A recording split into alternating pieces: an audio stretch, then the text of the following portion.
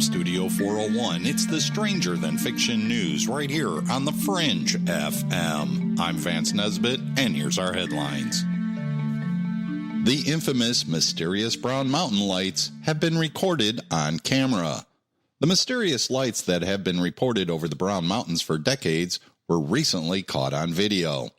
Often observed from the Blue Mountain Parkway, the unexplained lights spotted around Brown Mountain in North Carolina have remained a mystery for over 100 years. The lights have been sighted so many times, in fact, that it is almost certain that they do exist. However, researchers have long struggled to agree on what is responsible for producing them. While some people have claimed that the lights are evidence of extraterrestrial visitors, scientists remain unconvinced and instead favor natural or meteorological explanations. The latest footage of the phenomena was captured on camera by Appalachian State University physicist Daniel Catton and his team after several years of failed attempts. The lights are visible between 52 seconds and a minute 2 seconds on the video, and you can see the video at bendedreality.com. And IQ rates are mysteriously declining throughout much of the developed world. People are getting dumber, and that's not a judgment. In fact, it's a global fact. In a host of leading nations, IQ scores have started to decline. Though there are legitimate questions about the relationship between IQ and intelligence, a broad recognition that success depends as much on other virtues like grit. IQ tests in use throughout the world today really do seem to capture something meaningful and durable. Decades of research have shown that individual IQ scores predict things such as educational achievement and longevity. More broadly, the average IQ score of a country is linked to economic growth and scientific innovation. As of yet, the United States hasn't hit the IQ wall, despite what you might be tempted to surmise from the current state of the political debate, but don't rush to celebrate American exceptionalism. If IQs are dropping in other advanced countries, but not here, maybe that means we're really not an advanced country. Too much poverty and too little social support. This too was reported at bendedreality.com. And Microsoft has discreetly pulled a facial recognition database from its site that contained 10 million images of some 100,000 people. The internet giant took down the database after a Financial Times investigation revealed that the database had been used by companies and military researchers to train facial recognition systems around the world.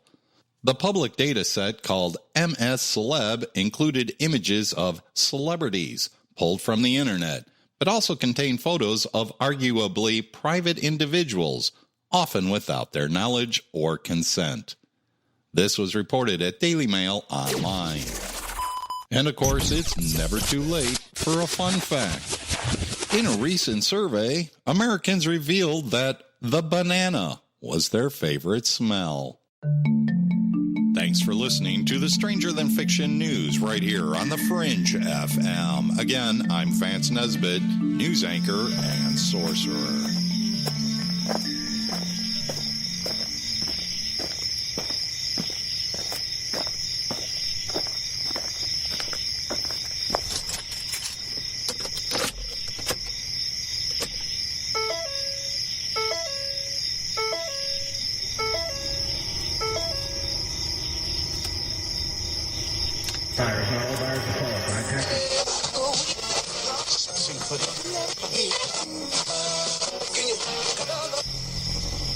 Message is being broadcast by the Department of Defense of the Republic. At 2 a.m. Eastern Standard Time, multiple unidentified objects were confirmed to have entered Earth's atmosphere. Discovery Houston, 20 seconds to LOS T-Drift.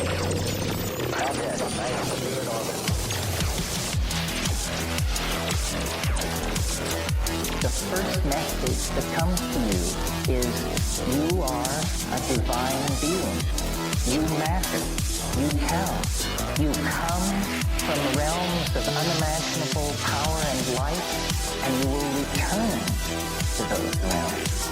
The vast stretches of the unknown and the unanswered, and the unfinished still far outstrip our collective comprehension. 5, 4, 3, 2, 1. Broadcasting from Forest Tower Studios, all the way from the Deep South.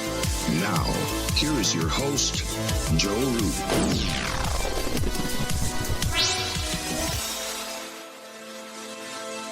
Broadcasting from atop a hill in the mossy creek bottoms of Cane Creek, Arkansas. This is Lighting the Void. I'm Joe Roop, and thank you so much for joining us tonight, live here on thefringe.fm. It is Thursday night, June 13th, and depending on where you're at, on into the 14th. Tonight, we're going to be speaking with author and investigator Gian Quasar, probably one of the most under-advertised investigators of the unexplained and unsolved mysteries. So if you're a lover of the unsolved mysteries like me and interested in this type of thing, then strap in, because we're going to speak with what some people have said is a real-life Kolchak. And I am kind of stoked about this. It was one of my favorite things to do growing up, was kind of watch these shows like Unsolved Mysteries, stuff about the Bermuda Triangle and In Search Of. But have we forgotten about these types of things, and were they investigated properly? We're going to get into some of that stuff. And don't forget that you can sign up to the newsletter as well. I know I only send this thing out like twice a month. I mean, not twice a month, like 2 or 3 times every year, it seems like. But I plan on doing it this weekend. I've got it written down. So make sure you do that, because I'm going to be giving away some free stuff. And when I do that, keep in mind that I really have to sift through a lot of stuff to give that stuff away, because you can't just give stuff away that's copyright protected. You got to make sure that it's not copyrighted and trademarked and all that, and it's okay to give to people. So yeah, I don't want you getting in any trouble, and I don't either. And this show is brought to you by Get the Tea at getthetea.com. Make sure you come to our webinar Monday night, 5 p.m. Pacific. You can sign up. It's totally free for your chance to win prizes and an exclusive coupon.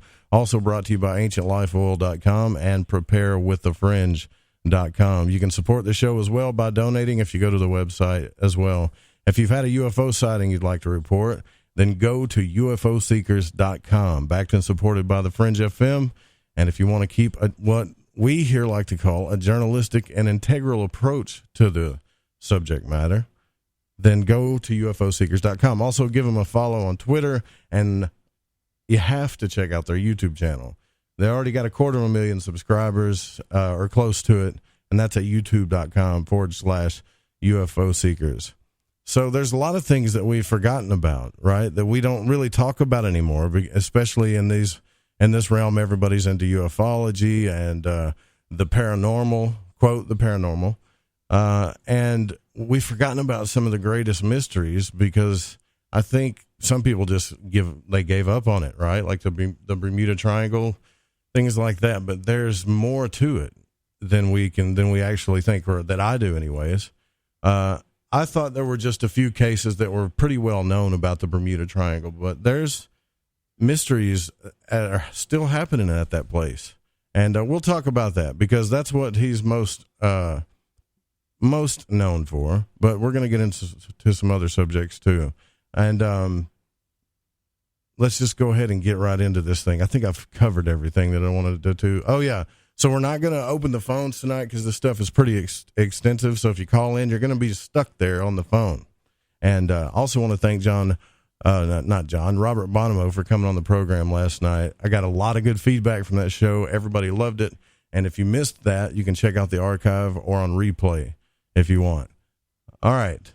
So let's bring on our guest. Now, Gian, and a lot of people pronounce this wrong, and I think I'm just going to go with Quasar. Gian Quasar is an investigative historian, journalist, and for 29 years has investigated the world of the unknown, unseen, mysterious, and macabre, unexplained disappearances, cryptids, UFOs, claims of the occult, ancient legends, and the most undeniable and compelling, the hunt for human predators and serial killers.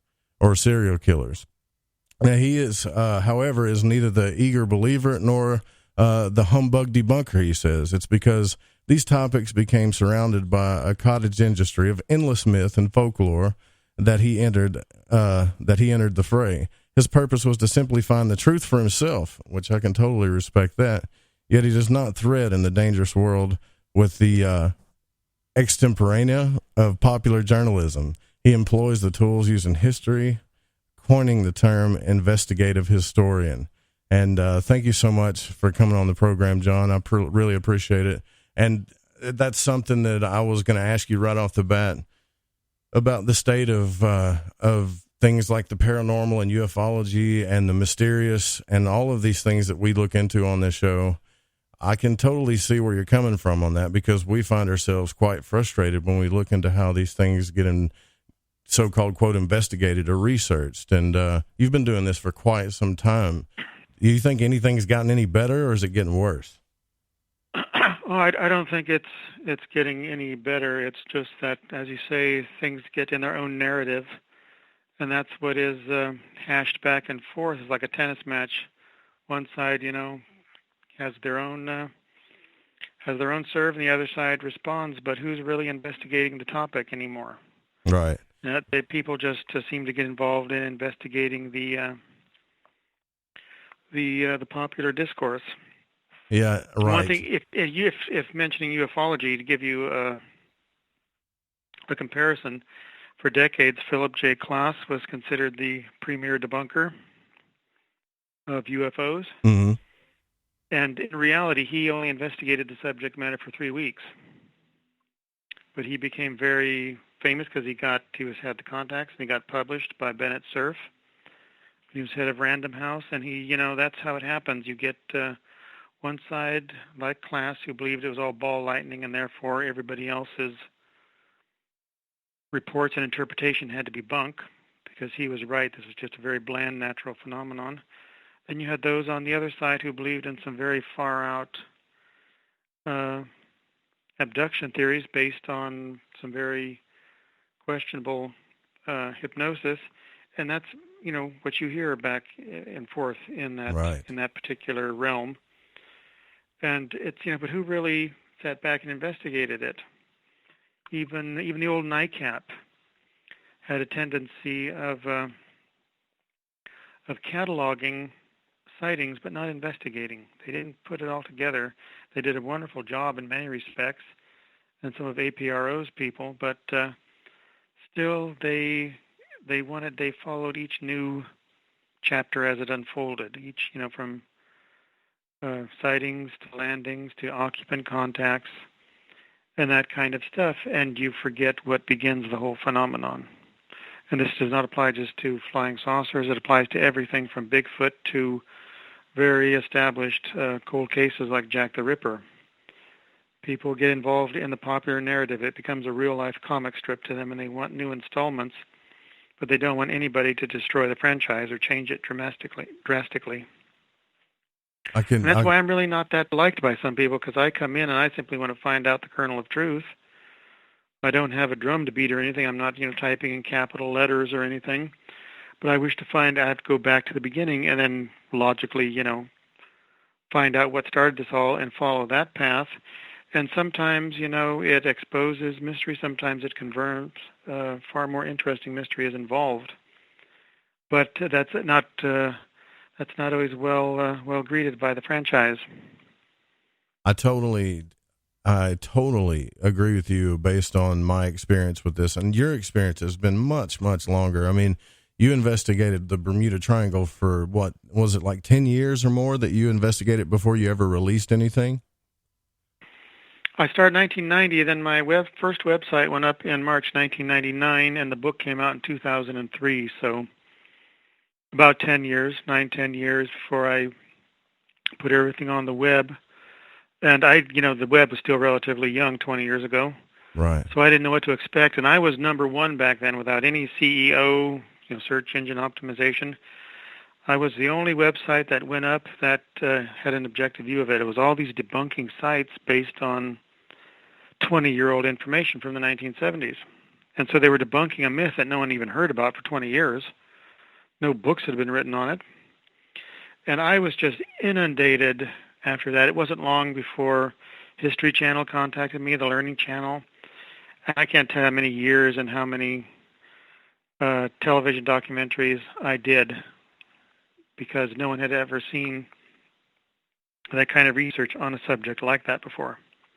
Right. See, I had... that's what I saw based on my research, too, that I looked into you. And I'm almost certain that I saw you on TV when I was younger. I probably did, because you've been on quite a few TV shows. But your first book, just in case anybody wants to know, is, I believe it's Into the Bermuda Triangle, Pursuing the Truth Behind the World's Greatest Mystery. Is that your first book, right? Yes. And that's on McGraw-Hill. Every format possible. Audible, you name it, Kindle, you can get that book and look into that. But I don't understand why people would be frustrated with you if you really dug into this more than anybody, and yet you did actually find some mysteries, right? More than what most people are talking about. It's not the triangle that they're frustrated with me. I was a completely dead subject, and I brought it back to life, so no one challenges me on that. I did not tread on anybody's feet. Okay. With the triangle. There was only 2 people investigating it. Most people didn't know Bruce Gernon was still investigating it. He had the incident in 1970 with the electronic fog. So he was based in the Keys, and I was in California. I'd go back and forth, but, he contacted me right away when my website went up and gave me more information. So there was never a problem between he and I. But when I started writing about other topics, when, Bigfoot or something, I was told to stay out. It wasn't my subject matter. And it was basically the fact that I had like a 30-page bibliography Into the Bermuda Triangle of all these official reports from the National Transportation Safety Board and all these foreign governmental investigative bureaus that I suppose I kind of overwhelmed the topic. No one saw that kind of bibliography in a book devoted to this subject matter, to anything within what's called the unexplained. Well, I think people didn't like the fact I was going to tread into other subjects and bring the same type of research and bibliography to them, like Bigfoot, like Jack the Ripper, which was my first book on cold case, or like I did then with the East Area Rapist case in 2014. I put up my website just a section of the Quester files devoted to that, who's now the alleged East Area Rapist, D'Angelo, or Golden State Killer, some call him. He's now been arrested. And so it was that kind of, sometimes overkill, I suppose, on showing everybody the geography, all the details, working out the maps, the analysis, all that I sometimes it was not very appreciated in some subject matters where it was sometimes a very simple cottage industry. Right. Especially like Bigfoot. I looked into that and on the Bigfoot when I got on YouTube, because YouTube's like instant gratification, right, when you're looking up stuff. And so, I typed in your name and looked in Bigfoot, and there was a guy on there that was doing a book review on your book, and he had nothing to say but, well, I just don't agree. And he said, I don't agree like 20 times, but he never said why or anything, but he did talk about your information, and I couldn't find anybody that could really... that was Henry. Yeah, they couldn't really say why they just said, I don't agree. To me, like, that's not good enough. I'm glad you don't agree, but it's you either believe in it or you don't. And after that, then you go investigating the truth about it. See, these kinds of things. People have to give reasons. It's very superficial when people cannot give a reason, when they're simply reacting because they don't like it. Yeah. You have to give a reason, and no one really likes to do that. They just have their. That's a very interesting subject matter. There was only some. I really kind of split that apart, and I did not intend to, but there were a lot of people who quietly took my side. I was the most hated man in Bigfootery. I'm still known as that. Right. But quietly, a lot of people took my side, and they started talking about the Sasquatch. A Canadian in particular started bringing that up again, that Sasquatch is the anglicized of how the Indians pronounce Sasquatch George. Sasquatch is the district. It's called the Chehalis today, but Sasquatch is the Indian. I think it's Salish Indian, and George is how they pronounced Chotch is how they pronounced George. So J.W. Burns, the Indian agent, kind of condensed it to Sasquatch. But the Indian legends are that Sasquatch is two tribes of giant hairy Indians, and giant to them meant like 6 and 6.5 feet tall. Uh-huh. And one of this tribe speaks something akin to the Douglas dialect. You see, this is something very different than what white man did to it. To white man, giant meant something 8, 9 feet tall. So when the Indians spoke about the giant hairy Indians of the mountains, we began to picture them 8, 9 feet tall, and they were tall Indians with long hair on their heads. And then eventually we began to, through J.W. Burns, picture them as, almost subhuman, ape-like, or something like that. And it spread from there until the legend of Bigfoot. But before that, Sasquatch, which is supposed to be the same thing as Bigfoot by modern folklore, was actually two tribes, and one of them was definitely human. And that was how the original stories began. And they, compare today how we view this cone-headed Gigantopithecus compared to what the Indians were telling us. This was 6 to 6.5 foot tall human being. That was very wild. And it's a very different thing. Yeah, and that's why I've only talked about it on the show maybe 2 or 3 times, because it's not that I'm not interested in it. It's just that I've never really found substantial evidence the way that I wanted to find. Like, I found a few blurry pictures. Obviously, you got the Patterson-Gimlin stuff, all that. But there was one guy, and I forget his name, they interviewed, that said, no, these aren't beings that come from other dimensions or anything like that. They're just tall, hairy creatures, and they go way back into the Indian tribes. And I've talked to him a couple of times about it. But other than that, I don't want to. I'm known for that too. I've got another host that people get upset with because we don't just go with the program. It's not like I don't believe what they're saying or I refuse to believe what other people say. It's just I want to know, John. I want to know for real. Like, I want to touch it. I want to see it. It has to make sense in a certain type of way. And I could definitely see how you would upset the community on that. That's why I've kind of stayed away from it too, to be honest with you. Well, I kind of split the community. There are those who will go on expedition with me. There are those who still give me information from Canada that are in the sciences. If there's a reporting, you don't hear a lot about it anymore for a very good reason. If you do believe it is merely a cryptozoological animal, back, it's a very commonly quoted vignette within Bigfootery, but back in 1847, Wanderings of an Artist, Paul Kane, I believe is his name. He was writing his diary about wandering around in the Pacific Northwest, and he spoke of the skookum, who people say would be the same thing as Bigfoot.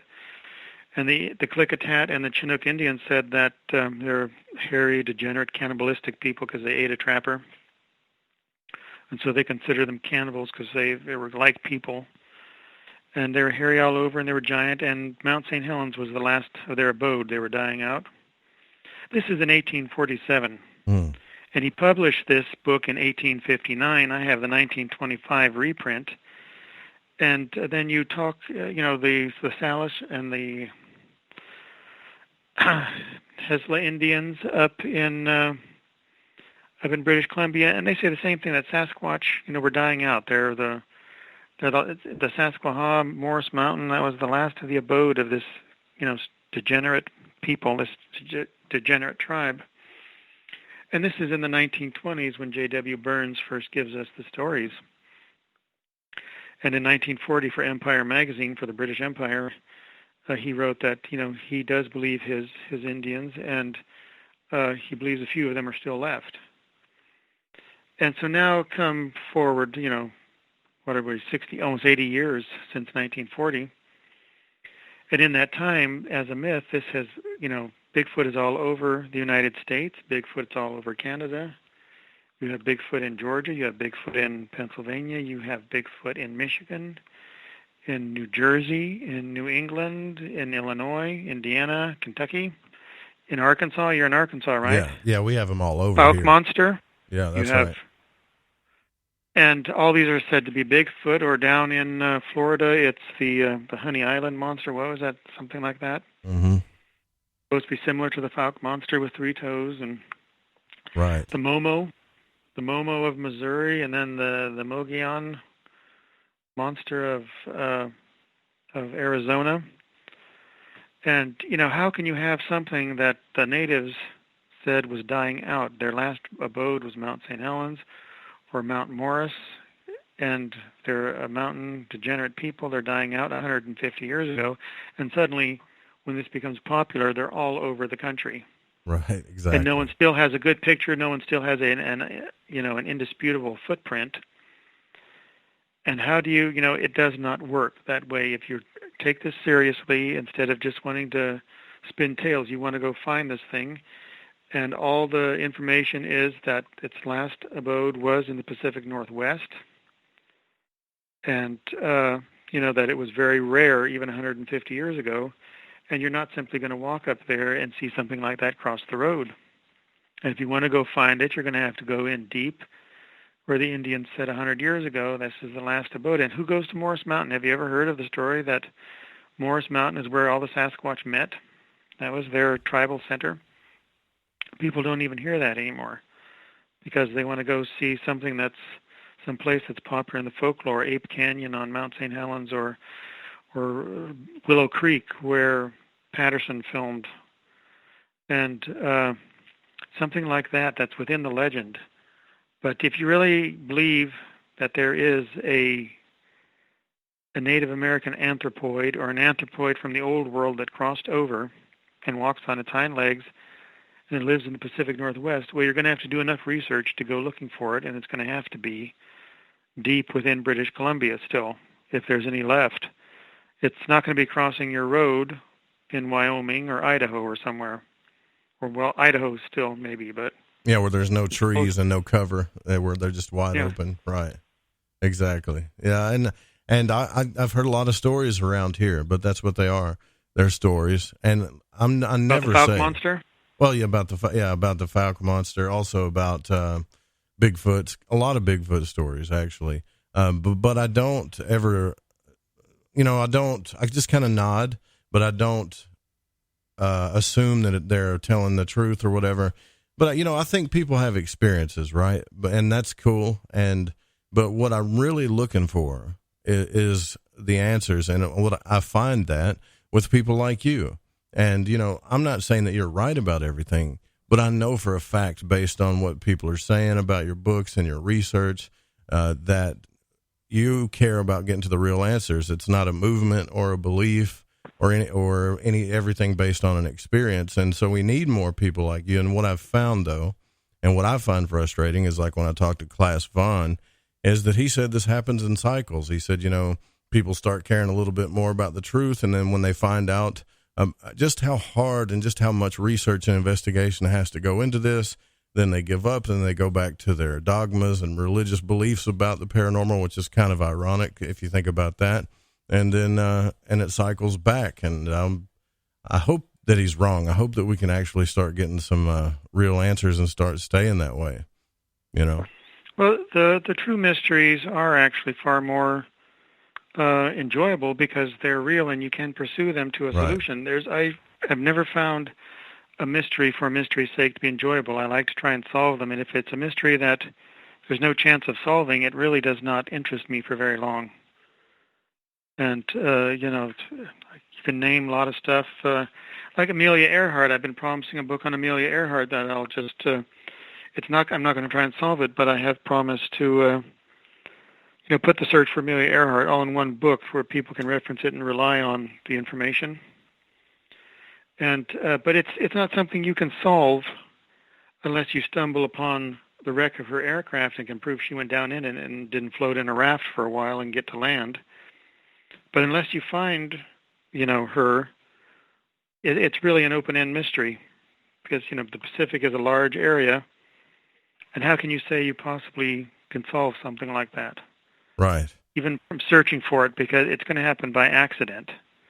But searching for it, it's something like that, I drag my heels on it because it's not something you can solve. Yeah, it has to be something that's solvable, and so cold cases are like that. it's something you can still solve. So they're very intriguing to hunt the human predator and make them look over their shoulder. Or mysteries, as we're talking about. The Bermuda Triangle used to get so much flack because it's the biggest and most tangible mystery out of all these unexplained. Exactly. And that's why I was always very careful with researching it, because I did not wish to fall victim to some debunker because I had a wrong aircraft or ship on the list that was later found. I mean, there are some that I have looked for. There's some that have been found that I put on the list, but they've been found after I popularized it, just a couple of them. And, because I do search for them as well. Sure. But, these are not subjective mysteries.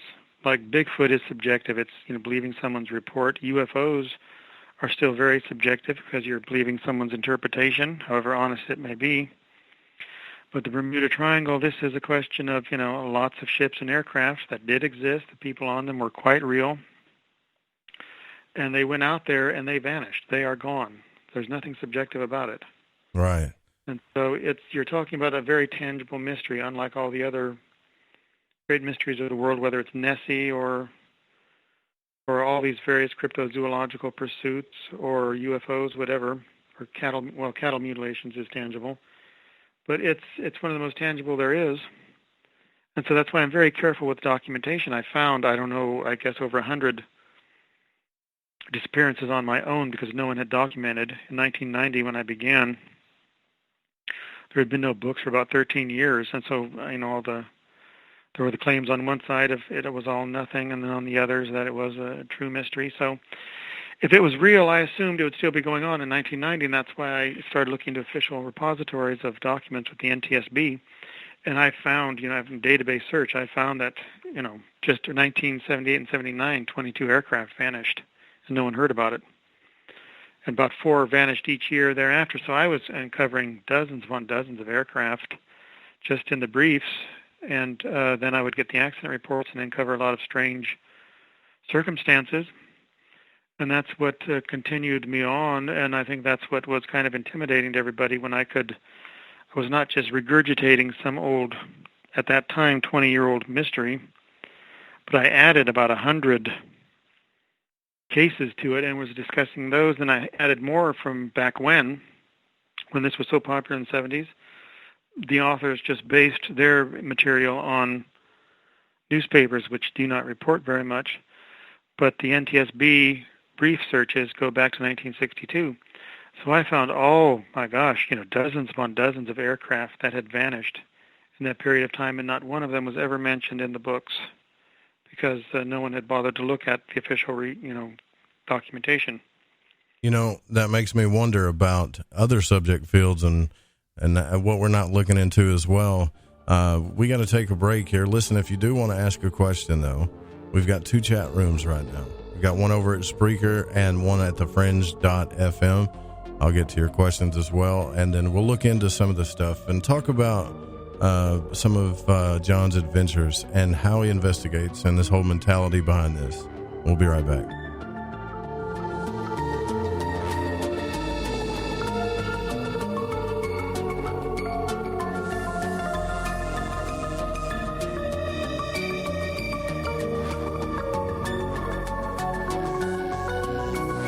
Howdy, this is Catalina, and you're listening to Lighting the Void with Joe Roop.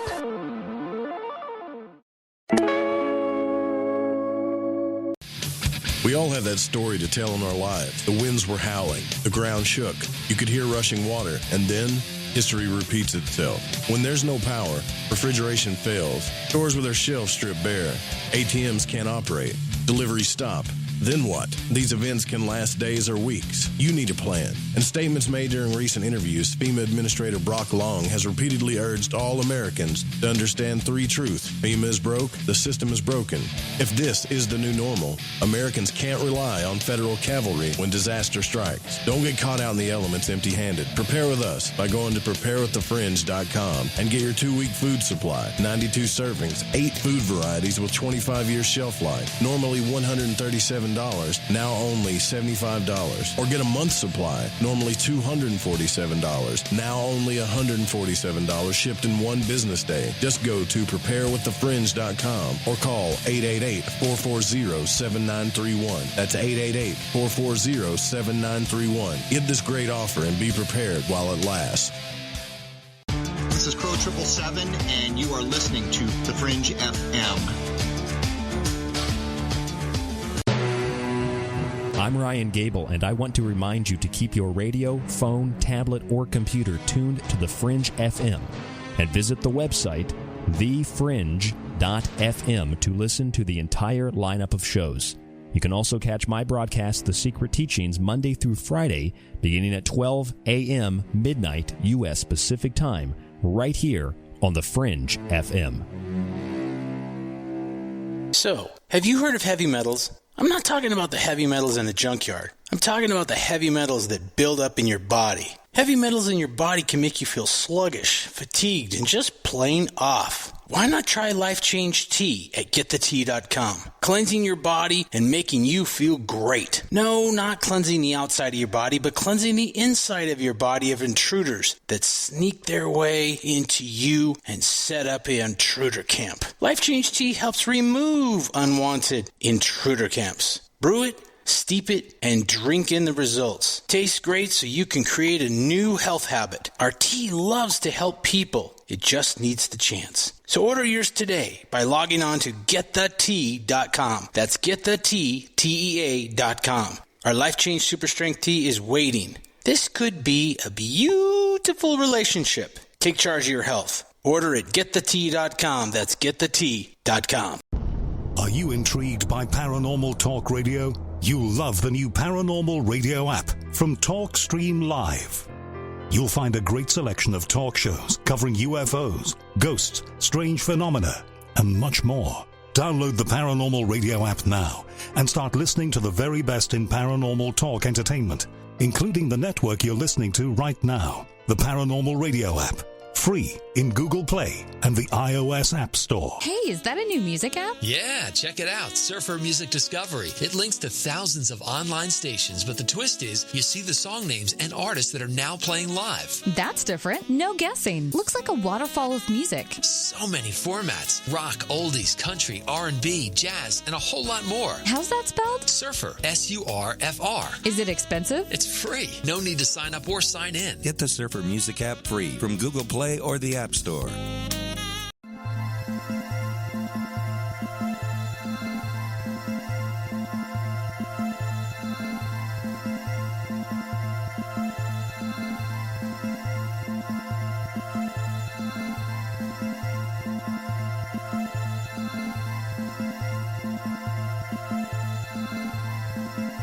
All right, welcome back to Lighting the Void. We're with Gian Quasar. And John, I wanted to ask you a real quick question before we get into some of these investigations and a little bit more detail about what you've looked into. I've never heard anybody that was called an investigative historian, so to speak. Why do you call yourself that instead of like an investigative journalist? Oh, because I'm not a journalist. That's it, right? I began with, old cases, old mysteries, not current stuff. So I was educated in history. That's my first love. But that qualified degree in history qualifies one for, a place in the unemployment line. And I did, family businesses had a lot of connection with planes, trains, and automobiles. And so I just kind of mixed my yen for adventure and for uncovering mystery. And so that kind of made me an investigative historian in the popular world, because I'm looking in the back, but I'm investigating it. I'm not just repeating the narrative. I'm not a reporter. I'm not someone who's told something and then I repeat it. I'm not a referee of two guys going back and forth with their own ideas. I investigate to find out what the actual thing is, and then I will present that to people. So that's really what investigative journalism is. But I am not one professionally. I was never trained in journalism. Yeah, we have a lot of people. I never would want to be one, actually. What? Yeah. Well, we have a lot of people in this field that call themselves journalists, right? And I looked into that and I was like, oh, journalism, that's what everybody wants. So I took a course, or Bob Woodward's course on masterclass on journalism. And I was like, like if this is journalism, and I assume that it is because Bob Woodward's well known for political journalism, then nobody's doing this really. Not in ufology, especially that I can find. Not, there may be a couple, but yeah, it's a phrase a lot of people like to use. But I wonder what got you into this. Like, did you have your own experiences with like any type of paranormal or crimes or mysteries in your life, or was it just something that you were really interested in and you went for it?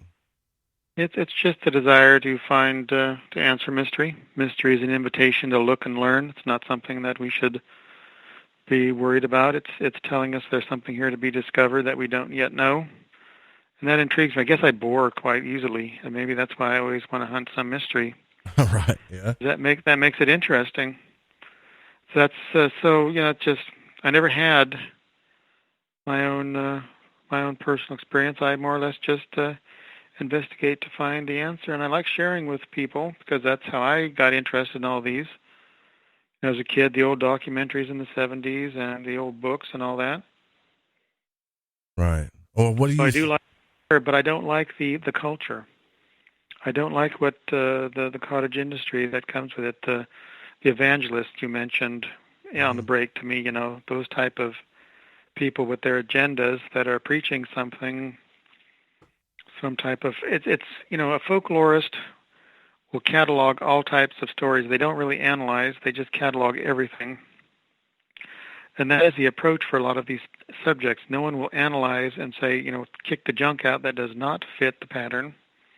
They don't analyze enough to even find a pattern, and they used to in something like flying saucers. There was a point where there was enough pattern so that you could tell how these phenomena, if you will, craft, if you will, communicated with each other. Paul Roy Hill was the NASA scientist who was quite involved in this. After his death, his book was published, and he talked about his encounter. He was one of those written up in Ruppelt's book, but not his name. It was just the guy that had more degrees than a thermometer. And so he had seen two of them, and he described how they did a jitter, and then they did a horizontal rotation around an axis, and then they did it vertically, and others came and joined them. So he said this must be a rendezvous signal. And if you look through the literature that NICAP gathered, you'll see other people reporting the same type of behavior on these lights instead of these silver discs. And even in the old ATIC reports, when they released them to Kehoe before they clamped down in 1954, when a lot of this was still being released officially through Al Chop at the Pentagon. And this kind of stuff was seen over Hamilton Air Force Base in California, where there was called dogfighting. They were doing that. And that's been described so many times that it can be, interpreted as communication between them for rendezvous signal. And that kind of stuff is very valuable because it's a pattern. They'll do this, on the East Coast, where Paul Hill saw them, and another NASA scientist. And 8 of them joined up and then headed inland. And then something at Hamilton Air Force Base, which is in the Bay Area of California, the couple start this again, and more join, and they head out over the Pacific in a diamond-shaped formation. So it's kind of like they come in over in the earth, over the oceans, connect at the coast, split up over land and survey, and then come back together at the coast and signal rendezvous, and they gather again and then head out over the ocean. And this was noted both by Kehoe, by Hill, by a couple of others, that there is a rendezvous signal. And so they communicate almost like bees. Bees have a very complex way of communicating, which I guess it's the most interpreted non-human language we have, thanks to Dr. Frisch's observations. And so when you see that over time, and over all these reports, you begin to put a pattern in place that's very impressive, even if you don't have a very concise description of this silver craft. If it's just a light at night, you're seeing a pattern that we can't do.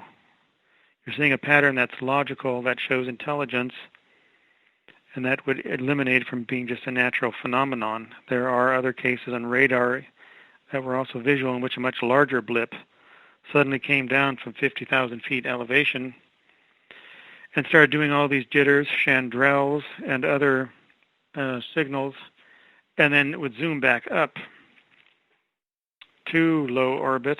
And, there are visual observers and radar. This was over Scotland. This was over the Pacific. And so, again, it sounds more like a signal from one of the larger phenomena, shall we say, that comes down and is making some kind of signal. I don't know what it could be interpreted as, maybe regroup in orbit or whatever it is. It's because there's no rendezvous that occurs, and it's usually registering on radar as a large craft. Yeah. But it's that pattern that is impressive and has nothing to do with, all the supernatural. I don't believe UFOs are paranormal anyway. They're a very tangible phenomenon that is leaving a pattern that has to be interpreted and investigated. Too much of the paranormal or the occult got into it right away, and it's that what really destroyed Morris Jessup. I'm sure you've heard of Morris K. Jessup. Yeah, but when you say occult, you mean are you talking about like Nazi Germany and Hitler, or are you talking about... No, the occult, Ray Palmer in his Fate magazine. Okay. The seance crowd, the contactees, instead of the old mediums of the seance crowd that were a winsome Indian chief or an Egyptian priestess that passed over 3,000 years ago. Suddenly the seance crowd was contacting aliens and, the contactees and all this message for the world's betterment. The occult that got involved, this was somehow a supernatural phenomenon rather than the hardcore, the generals and admirals that joined Major Kehoe and NICAP and all that, who believed that this was interplanetary, that these were tangible craft from another planet. So if they are tangible craft from another planet, they're not a paranormal phenomenon. What we make of them, we twist them into what we will. But the basis, the kernel of truth here is that if only one time, an actual craft came through our atmosphere that we know nothing about, then we have a phenomenon that has to be investigated. We have a real mystery that must be seriously considered rather than just, turned into all this market value, this cottage industry. Right. And these craft are always considered oval, 100 foot, sometimes 300 feet, and then the smaller ones, 50 to 60 feet. And then you have 25 feet down to 12 by 10 by 12. In one case, and some of these can come and go from the water quite a bit. They're quite frequently associated coming and going from the ocean. And as all the reports have shown, they seem to materialize over the oceans, regroup over land, and come and go. And off the southeast coast in the Triangle is where there's quite a lot of reports. And I'm going through a lot of these right now in the old UFO literature that I never mentioned in my books, but a lot of people would see these out there over the Bahamas back when, and they were reporting to NICAP or APRO.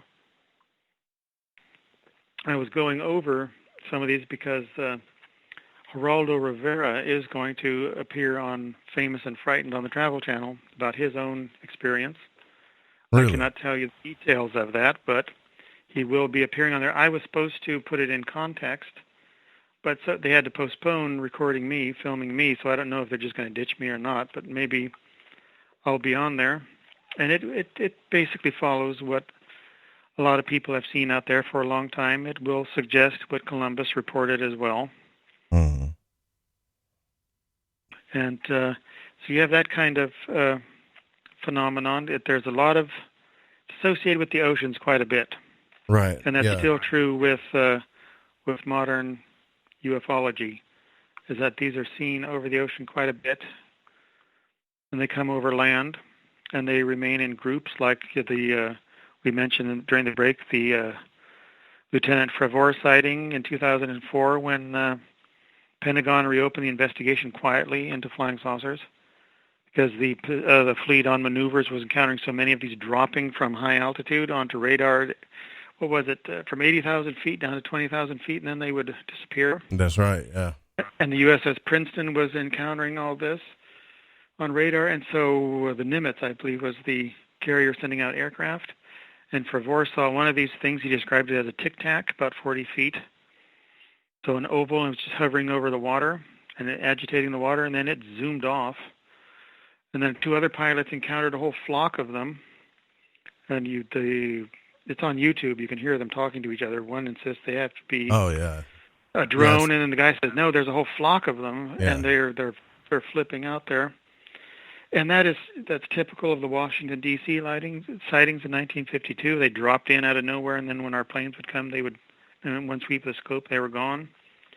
Vandenberg Air Force Base reports that in the 1960s, that there are 14 of them, a flock of these. I just went through the literature. Also, in the 1960s in Arizona were seen. They were oval again, silver. About 14 of them were crossing over Arizona. And so it's something consistent. Do you think it's possible, though, that this is some type of technology that is from another country, not necessarily from another planet? Not these. I can't imagine these, since it's too early. If you see stuff like this in the reports in the late 40s, early 50s, we just didn't have anything like that. Ken Arnold saw 9 of these, and that was just too early for us in 1947. And the real ones seem to group like that. They kind of wobble when they're flying, and they can come and go really fast, up and down, all that. And they're lentils. They're an oval lentil. They don't have this dome on top. They don't have a dome on the bottom. They're simply a lentil. And then if you encounter that, you're encountering the real thing that cannot be explained. You have a huge oval that, remember, John McLaughlin, or Robert McLaughlin, the commander at White Sands, when they allowed his report to be released in True Magazine, 1950. And they talked about following these with theodolite, and they knew this was a 105-foot oval disc. And they even had a little drawing of what they thought they saw at White Sands. And then you go back to 1926, the Nicholas Rarich sighting over Mongolia with he and his caravanners. They were looking up at that big eagle, and someone shouted, "There's something over the eagle," and he describes it in his diary, which became Altai Himalaya, published in 1929 by Skokes. And he describes it on page 361 to 362, and it was this giant oval that was, half lit by the sun. It was huge, flying way up there, and then it turned on its course, and nobody knew what to make of it. And so this is 1926, long before we even, thought of flying saucers. And here in a book published in 1929, I have the first edition with me. He's describing what Robert McLaughlin describes and what they tracked at White Sands in 1947, and what many other reports have described of, the larger 120-foot size disc, oval disc. You go back that far, it's nothing we made. When you go back to the 1960s, there is inference even from the U.S. Air Force that some of these are our own black projects. And the pro-UFO guys tried to bury that. They wouldn't believe it. And that is something I have to deal with in both of my books coming up on the subject. Flying Saucers in Inner Space, my second book, will be devoted entirely to that, and cattle mutilations, based on the data that we did have, this technology that we did have, flying saucers actually, that came about in the 1960s. And it was even intimated at the time, as I said, by the Air Force, that we had some of these black projects. Yeah, see, the only thing that I've seen that I couldn't quite explain that I believe was a UFO, or the orange, they're like orange type of orb looking objects that tend to move very strange and very quick. I know Tim could only get them with still photography. He caught a couple with still photography, but I I do think some of this stuff is military, and like the Tic Tac one, those I've seen a picture. Someone sent me a document of a picture of a Tic Tac looking vehicle. Of course, it didn't show it flying. It didn't really show its propulsion systems. But yeah, I get what you're saying. Like there are UFOs for sure. But we are blowing things kind of like way out of proportion in a lot of different ways. And sometimes I wonder, and a lot of us wonder this, is if, the government or the CIA is doing these types of things on purpose, if they're putting disinfo agents on our community and stirring up stuff in the media and trying to get us to look away from some of these things. Well, the big behind-the-scenes rumor in the 1960s as to why we would never admit that we had developed flying saucers of the domed variety is that we could use them for close-range spying in other countries and, pass it off as just a flying saucer UFO report. Right. Yeah, that makes total sense. So it would be an adjunct to Project Lightcraft, some of which that has been released, where they took the capsule of Lightcraft and put a flange on it. It made it look like a flying saucer. It would have a flat top instead of a domed top. If you look at what the Lake Toryati in New York photos, UFO photos, that's probably ours in the 1960s. I got to tell you, I think more people, well, I'm not going to speak for other people, but I know there are other people like me that really want some real research in this field. I know it's not been your favorite subject, or I don't want to speak for you, but it's not been your main subject of interest. But I think most of us, I can already tell. I hope you keep looking into this. I hope you keep on top of it, because. As I said, it's not something I like to talk about. Recently, I will talk about it because of my reputation in cold case, so people know I'm very. I'm very conservative about it. I'm trying to give all the, as I've been telling you, I've been giving you comparative cases to show us that there is a consistent phenomenon. I'm not saying what it is, but there is evidence there's a phenomenon there. And so I don't mind talking about some of it now because I don't believe in all this, the squirrely, paranormal, occult stuff to it. Some say there's bad aliens and good aliens and so forth, and they're just changing out demons and angels. We're saying good aliens and bad aliens, and we get a lot of pseudo-religious philosophy in there. I'm not interested in that. I'm interested in a tangible phenomenon, right, and finding out what it is. And it does lead to a very unexplainable phenomena that we've been talking about that does follow a pattern, and it does encroach upon U.S. black projects and the genuine conspiracy type of theory, but for other reasons than most people give, not that they're hiding aliens, but that some of these have been used for spying purposes, for psyops. Have you heard of the Michalek, the Stephen Michalek sighting in Canada where it landed and burned him? I haven't. To be honest with you, no, I have not. Okay, well, won't go into that. But if you Google that and see the type of saucer that he drew, then you're looking at one of ours. Okay. Because now it's been blown out of proportion that he's, saw he was a true victim of a flying saucer attack by aliens. But in the initial reports, he clearly said he thought it was a U.S. secret Air Force device, and he was standing up next to it as it had landed, and he could hear human voices talking inside, but he couldn't make out what they were saying. Wait a minute. And I don't know if they're saying... I have heard about that, actually. Okay. It's been a while. I don't know if it was our guys inside saying, my God, this guy's trying to touch this, let's get out of here, or what, but then it took off, and he got burned, and he had all these effects, and you see how he drew this, and you're looking at something that looks very familiar. It looks like the Project Lightcraft capsule with a flange around it. And Project Lightcraft was filmed, it was photographed by Paul Benowitz. There was a whole big stinking mystery that telescopes out then into cattle mutilations and all that. People I've talked with that I'll mention in the book, of course, for right now I don't want to mention any names. Some have written about it already. But I know Gabe Valdez, the the New Mexico State police officer who became almost the official, non-official investigator of cattle mutilations. He had a lot of strange encounters, and his son has talked about it, Greg Valdez. And it's very interesting how some of these supposed UFOs, these lights problems they had at night during the cattle mutilations, and they're describing something that's very similar to what was later can be identified with these, black projects. Yeah, I've always thought it becomes very convoluted. Right. Back when people started talking about cattle mutilations, and I know Linda Moulton-Howe covered it quite a bit on the Art Bell show.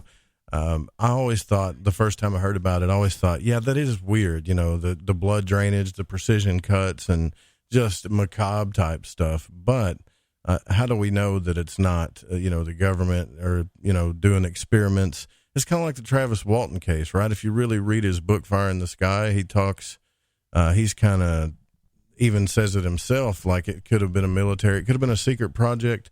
And when they zapped him, kind of like what you were talking about, because he went missing for a while, they just, made sure his health was okay and sent him on his way. And that's kind of what happened to him, but he doesn't remember anything. But when you get into the hypnotism part, that stuff gets a little sketchy to me too. But the facts remain that they took, lie detector tests, and that's pretty real. I think something really did happen to him, but I think it could very possibly well have been a military secret project, and they just stumbled upon it, Well, one mistake that opened the door for me was the Sterling landing, where Sheriff Tex Graves describes the tripod landings and all the problems they were having with these UFOs at night, and then the cattle mutilations during the day. And near one of the carcasses in Sterling, he said they measured this tripod landing marks, and the footpads were a foot across, and they were 14 feet across in a triangular, 14 feet apart in a triangular pattern, which is kind of a bad glitch for someone trying to pull off a psyop, because obviously aliens are not going to be building their craft according to the English standard of measurement. Yeah, I was just They're not going to have a foot pad, and they're not going to have exactly 14 feet between these foot pads, and that's something we're going to be designing. And so that was a dead giveaway. I mean, it's not even using the meter, so it's not a European design. It's using the English standard of measurement. And that's not something an alien craft is going to be using. And you get more and more involved into this. You uncover that there were silent helicopters. You uncover there were black projects. And it leads into a big convoluted mess that has to do with the cattle mutilations. And as I say, to me, that's not alien. If you can uncover a cascade of conspiracy, shall we say, it has to be a criminal conspiracy, because no one has the legal right to invade anybody's property and mutilate their cattle and kill it. So you're talking about a genuine rogue nation involved here for a variety of reasons that those involved have given, that it was to track atomic, nuclear contamination coming from Project Gas Buggy, which had not been capped, and then looking for other pathogens. Later, it came in two waves, in the 1976 to 1979, and then in the 1990s, late 1990s, there was another wave of cattle mutilation. Do you think, based on your research, and I'll be honest with you, I haven't gotten your books, but I'm going to. The more I talk to you, the more I look into this, I have to get your books. There's no choice, because I know this is real information.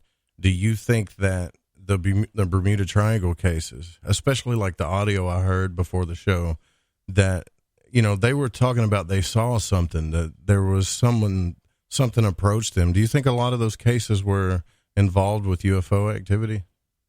Well, that was a genuine UFO. He's calling it a weird object. That's the pilot, Jose Maldonado Torres. That's the voice you will hear online. That is a fourth-generation FAA tape of his Mayday that was picked up by Iberia, Flight 957 or 976, whichever it was. You can't hear the passenger, Jose Pagan Santos, speaking on the fourth-generation tape, but in the first generation, his sister told me that you can hear him saying, "Look, look." But you only hear the pilot on the one I have up on YouTube. Whitley Strieber cleaned that up for me. And I put it up there, and Atlantic Weapons Radar had that on there. We're tracking this, and I have the hard copy report. That's one of those that really hit me early in about 1991 when I started getting these reports, because no one had heard about this. I discovered it, and it's as phenomenal as the Valentic disappearance, off of King Island, off Melbourne, 1978 UFO case there of Fred Valentic. And so it is a weird object, as he says in this Mayday. The owner of the aircraft, who was the father of the passenger, Jose Pagan Santos, Jose Pagan Jimenez was the father. He was an Aero police officer, Puerto Rico. He wrote his own report, and it's in the NTSB report, and he wrote it in Spanish, but it's pretty easy to read. And he said they saw an objeto luminoso, which is a glowing object.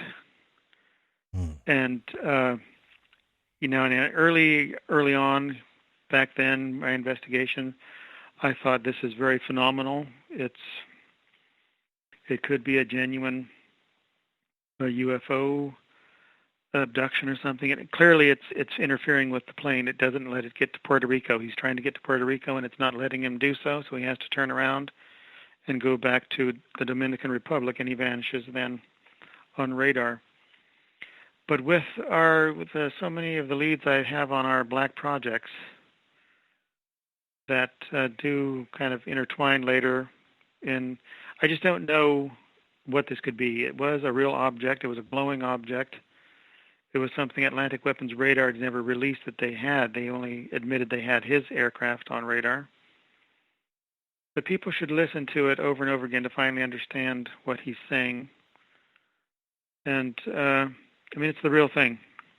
Right, yeah. But what is it? Right, I could play a little bit of it off of here and see if you guys can kind of see what he's talking about. But you'll have to go to his YouTube channel.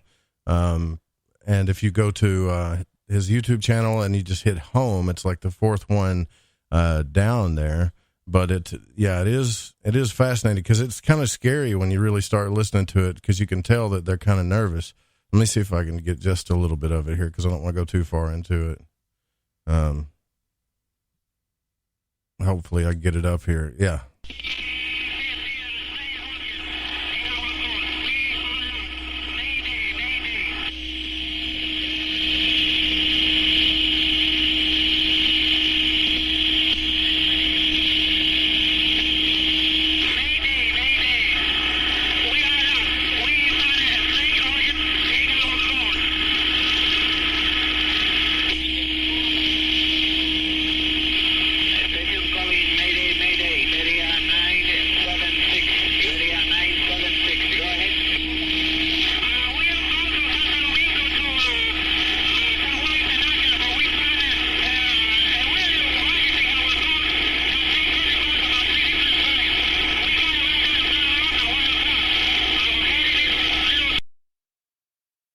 So it's really hard to hear what he's saying, but he said that something like we changed course and now it's right in front of us at 1:00 or something before it went down. Yeah.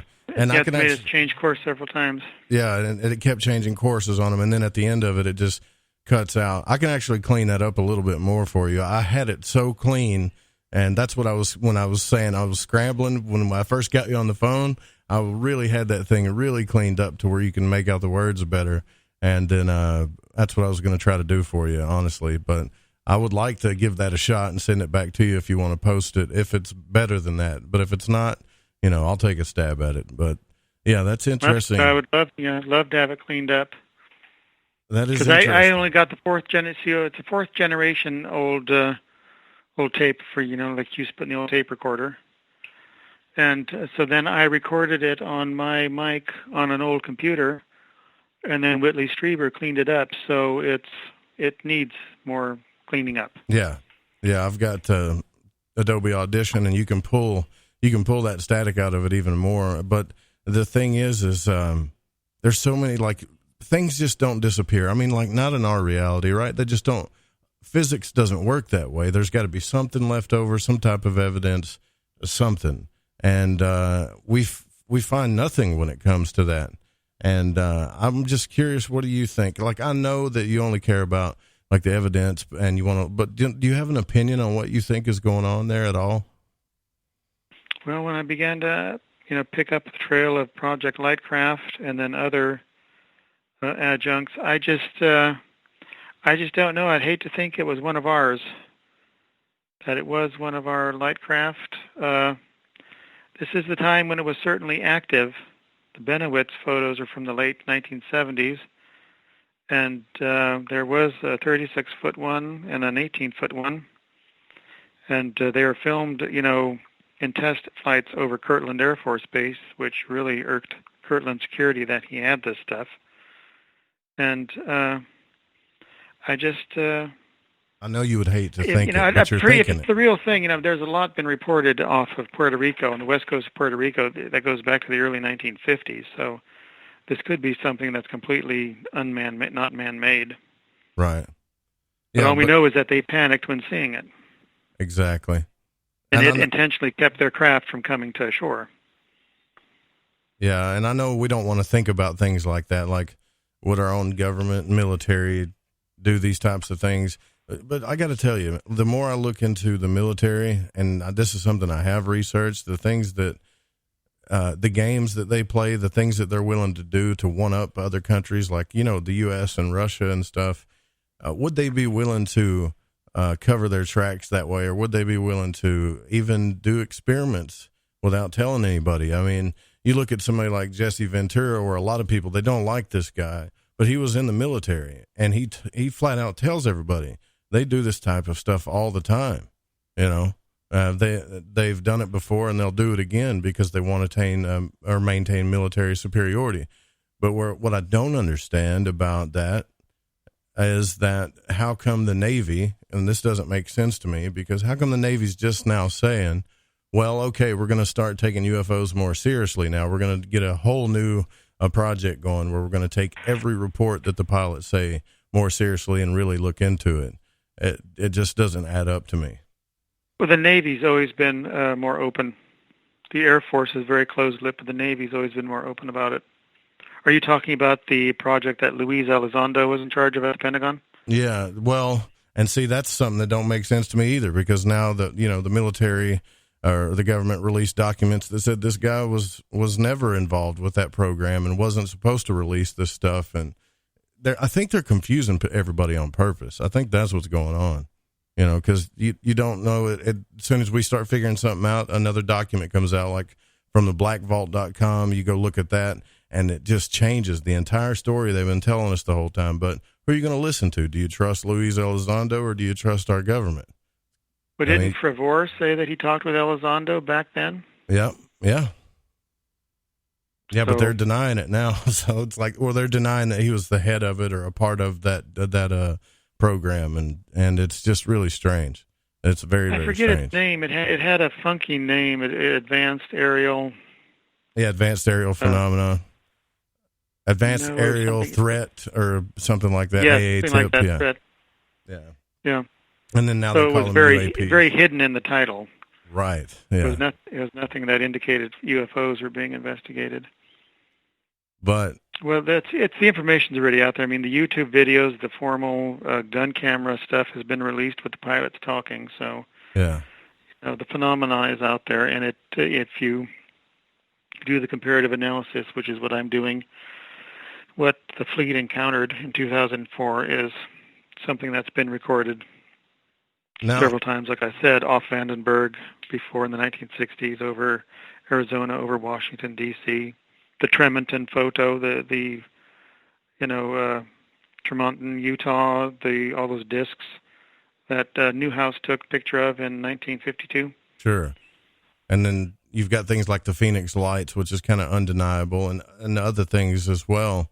But, when you investigate things, you've been on the scene. You've actually gone out to the scene of some of these things you've investigated. Now, I'm not talking about UFOs, but more like, or crimes or cases like that, right? Have you actually? I don't consider it investigation if you don't visit the crime scene.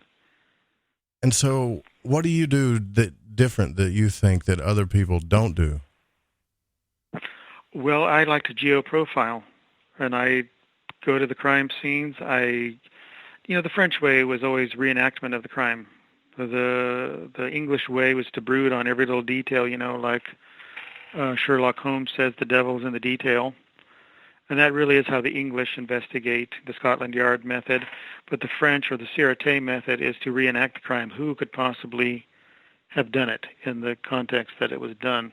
So I combine them both. So to do that, I have to go and see the crime scene, photograph it carefully. I visit several times, and then I look at it, with Google or whatever overhead, and put all the crime scenes together and see the pattern. And who's in a position to be visiting these sites, and how would they know about these locations? What would bring them here? So I call that geoprofiling. I'm looking at the pattern of, the chronological pattern of these crimes. As in the case of NorCal rapist, who I was only beginning the investigation. I was so wound up with the East Area rapist case that I drugged my heels with that, but I was just beginning to get the jurisdictions to release the actual dates and times of the crime, which were not even known. Just the months were known.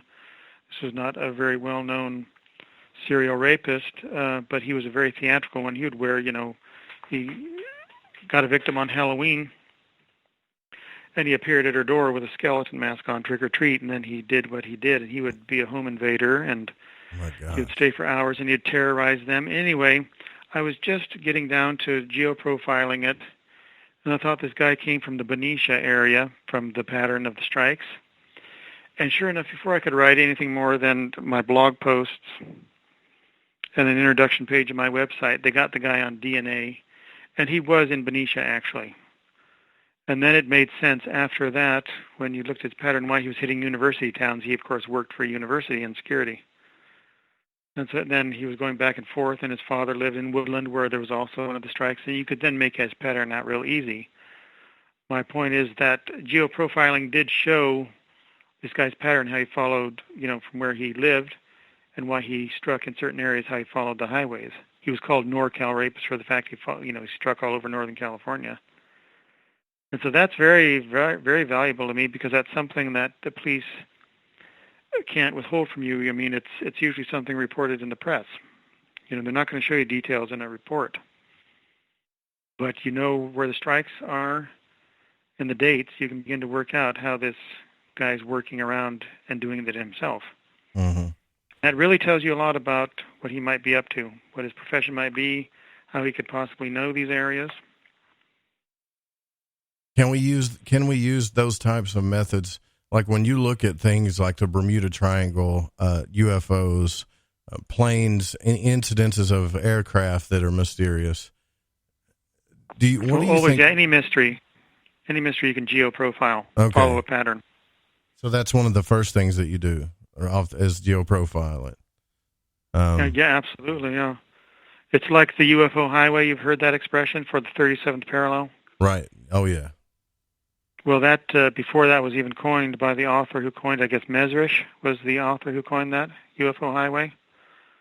The reports were showing that way back, in the late 1940s and 50s, that flying saucers were seen very frequently in the Norfolk area, coming in from the Atlantic and then heading westward, and then regrouping on the west coast around the Bay Area as at Hamilton Air Force Base. So you're following a phenomenon that it's between the 37th and 38th parallel. And so that's very significant. And Aimé Michel, the French ufologist, he wrote the straight line theory, that they're actually following a pattern of mapping. That was a very famous old UFO book that was very influential. Why? And so that kind of stuff is very valuable. Yeah, it is. It is valuable for predicting the next moves or where it's coming from. But why does it really look into the why? Like, I could see it with serial killers and really evil people, but when it comes to craft, I don't know. Well, if they're mapping, they would follow a straight line pattern. I'm not sure if that's true, but it would indicate mapping if, such as the rendezvous signals, as Hill reports them off Norfolk, and that they come in there frequently. It does highlight how many of them are out in the triangle, and that's where they seem to come in the atmosphere, or they're based out there, which I don't like to believe. But the Russian studies under Admiral Azaza. He says that about 44% of all the oceanic reports with flying saucers are in the Atlantic. And then the other second grouping of reports are off Labrador and Newfoundland and all that in Canada, which is very common. And basically they're coming and going along patterns to Bermuda and back and forth, or to Europe, to Britain. So those seem to be major hubs for sightings. And I think that does indicate a pattern. And the greater pattern, as reported by Russian Navy investigators and our own guys, including Major Kehoe way back when, is that they do seem to meet over the oceans and then divide up over land and return either to the Gulf or go all the way through to the Pacific. That's what the pattern shows. So that, I think, becomes quite valuable. It's what are they up to? I can't tell you what the phenomena is up to, but it is following a pattern, so it doesn't seem to be random. Now, in the case of like the Zodiac killer, which I know you looked into quite extensively, did you find quite a few patterns there that other people didn't see? Yes, that helped me to finally winnow it down to one guy that I hunted for 6 years and finally got matching printing on him. And that is shared in my updates. It does match his printing, so I'm 100% certain I have identified him. But I have to go through the system. I did turn him in on April 9 rather, to one of the jurisdictions. And I gave my investigative report, which was about 12 pages, on this one guy, and I have to wait and see what happens, what all they're gathering on him. But I got matching printing finally. Wow. So you can go to my updates page on my website and see a comparison between Steve's printing or handwriting and the Zodiac's, and I compare very minute details, how he slants his writing, how he varies that slant with his first stroke and the H or the B or the I. He has a way of wobbling it, and both do that. So people can go to the Quester files, they can go to updates, and they can see the comparison of S's, of L's, of T's, of the slanting, of the I's, of the one, same thing, of H's and all that, and just go down the page. I shared it for quite a long time, and they can sit back and wait as I have to do. Yeah, he was a weird individual. Like, he had a sick sense of humor. But when I was reading your material about it, like what you have on your website, you really do get, like, there's some small detail things that most people don't really look into, right? It's kind of like you said, what was it? Like, I don't believe that he killed the cab driver at Washington and Cherry, but it was Washington and Maple. Little bitty things like that helped you. But how do you know it's that? Possible. How do you know that happened? And do you like take yourself through it and try to think like him or? Well, I try. It's the big, within investigative work, deductive logic is very basic, but if you're good at inductive logic, then they will praise you. And every detective wants to be considered good at inductive logic, where all the circumstances induce in you the correct answer, and you can prove it. See, then you're using inductive logic. So you have something at Washington and Cherry where the kids up in that second story building, the window. Yeah. Are seeing the Zodiac wipe off with a cloth the steering wheel and something on the driver's side and then on the door. Well, inside, why would he need to wipe off prints on the driver's side, on the steering wheel and on the dash, unless he had touched it before? And no one ever heard a gunshot at Washington and Cherry. So what if he did at Washington and Maple, where it was supposed to be going? What if he did shoot him there and then just seized the wheel and put his foot on the gas and coasted down to Washington and Cherry? Therefore, no one hears a shot down there, and he has to wipe off the wheel and the dash where he touched it. Otherwise, why is he wiping down parts of the cab he could not possibly would have touched if he just, put the gun to the guy's head there and shot him? How long did you investigate the Zodiac? Oh, well, the guy I hunted for 6 years, 2012. So 2010 I began, but was still very intense in the Ripper. So 2012, and just investigating everything at the same time. I stalked Steve and tried to be surprised how hard it is to get printing from 50 years ago. Printing today doesn't help. Getting the guy and making him print today would not help. You have to get contemporary printing, and to find someone's printing from 50 years ago is incredibly difficult, and that's what always delayed me. But fortunately, he left sufficient printing from his military days, and I was able to secure small examples of it, and it matched the zodiacs. Now you can't even obviously all the zodiacs variations. You can't say who you think it is because you could get in trouble for that. I think, right, or sued or something.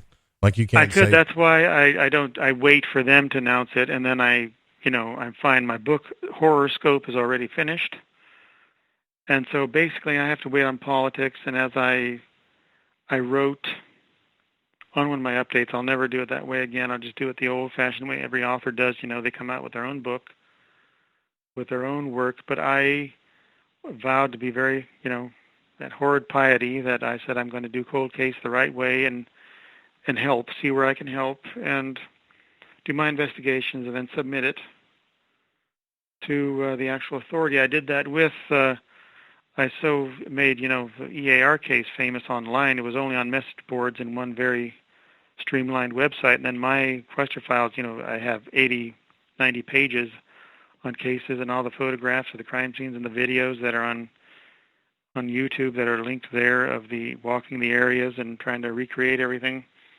And so that I actually got invited into the investigation to give my information to the Special Investigation Homicide Unit in Orange County, and then also one of the sheriff's lead investigators in Sacramento would accept my investigative material, and he would triage it on my persons of interest. So I got in quite involved with that, and that was, that's not the way it's usually done. Usually just the author writes his thing, and the police read about it when the book is published. But I determined with the EAR case just to do it online and help intentionally to try and solve the case. And so that did get me involved in the official investigation in an unofficial way. Well, that's cool, though. At least but they with let Zodiac, you in. with Zodiac, I kept everything. I put stuff on my website. It's there for anybody to read on all this, the details to get rid of the folklore. But the book has all the details, how I hunt Steve, how I compare stuff, I recreate the crimes vividly, the way it really happened. I don't want to waste my time exposing folklore. That's not the point of my book. It's my investigation. I'm putting back everything the way it was, and I'm taking the reader through it to the solution. They come with me as I finally put everything back in place, and then I narrow it down who is most appropriate as a suspect. And then I follow him on and finally present the admissible matching evidence, which is handprinting. That's one of the admissible bits of evidence. Since Zodiac wrote so many notes,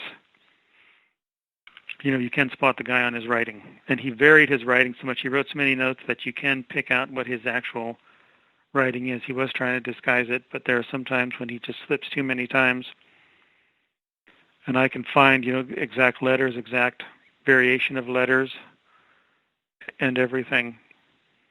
Now, what his motive is, I don't know, because my guy actually, I've not really admitted this in detail before, but he got booted out of the military for basically being crazy. So maybe he doesn't have a motive. Maybe he's just nuts. Well, compounded with his background, his mother's background certainly, which I followed through. I don't want to get into the psychological theories of the 1960s, certainly, because things are very changed today. But he, they didn't list him as Section 8 officially. He was given an honorable discharge, but clearly he was marked as psychiatrically unfit and a danger to himself in the Air Force. And the psychiatrist, a young budding psychiatrist in the Air Force, I think only about maybe 3 or 4 years out of graduate school, the one who diagnosed him, he later became quite a prestigious psychiatrist with a major university. I'm not going to mention his name right now. It'll be in the book. But when everything's announced, then I hopefully he'll still be with us and I can talk to him. He's still alive. That's what I was going to ask you. Aren't you afraid this guy's going to, I mean, if you are getting close to this guy, aren't you afraid ever that he might try to take you out? Or have you ever gotten any kind of threats or anything? No, he's dead. Okay. Whew, he escaped. He got away. The psychiatrist is still alive, but no, he's dead. Unless I got someone who matches perfectly and I've still got the wrong guy, which I can't believe that considering the printing, which, as I said, anybody can go to the Quester files and look at the updates and compare quite a lot and a lot of details to the printing. And they can see why I usually don't speak with certainty unless I'm very, very certain, because things, there's a level of interpretation, but there's so much here that matches how he slanted, how he curved his L's and made two types of S's. It's all identical. Yeah, and if you guys go to the questerfiles.com, I believe I had to click on the, when you get there, if you click on the, what is it, the Q? Is that what it is? You click on the Why the Q files? Or you can just click on the Zodiac. No, let me see. I clicked on the Q. Well, you can just go to the top of the page. It'll be updates. Gotcha. Okay, there it is. There's a menu on the top that goes across the various ones, and then there'll be an updates. And they can just click in there. I see it now. Yeah. Man, you have got a ton of stuff on here. Look, I skipped a break, and I know we don't have much more time with you here. I got to take a break. But, guys, go check that out. It'll definitely, I mean, can you imagine, like, when you look at all this stuff, think about what's actually in the book. All right, because people could write a book on just some of the stuff that he's put out for free in here that he's showing everybody. Anyways, we'll be right back. We're going to look into some of these mysteries, including a little bit more about, I've got a couple more questions about UFOs, and I'll see if you guys got any questions in the chat. Be right back.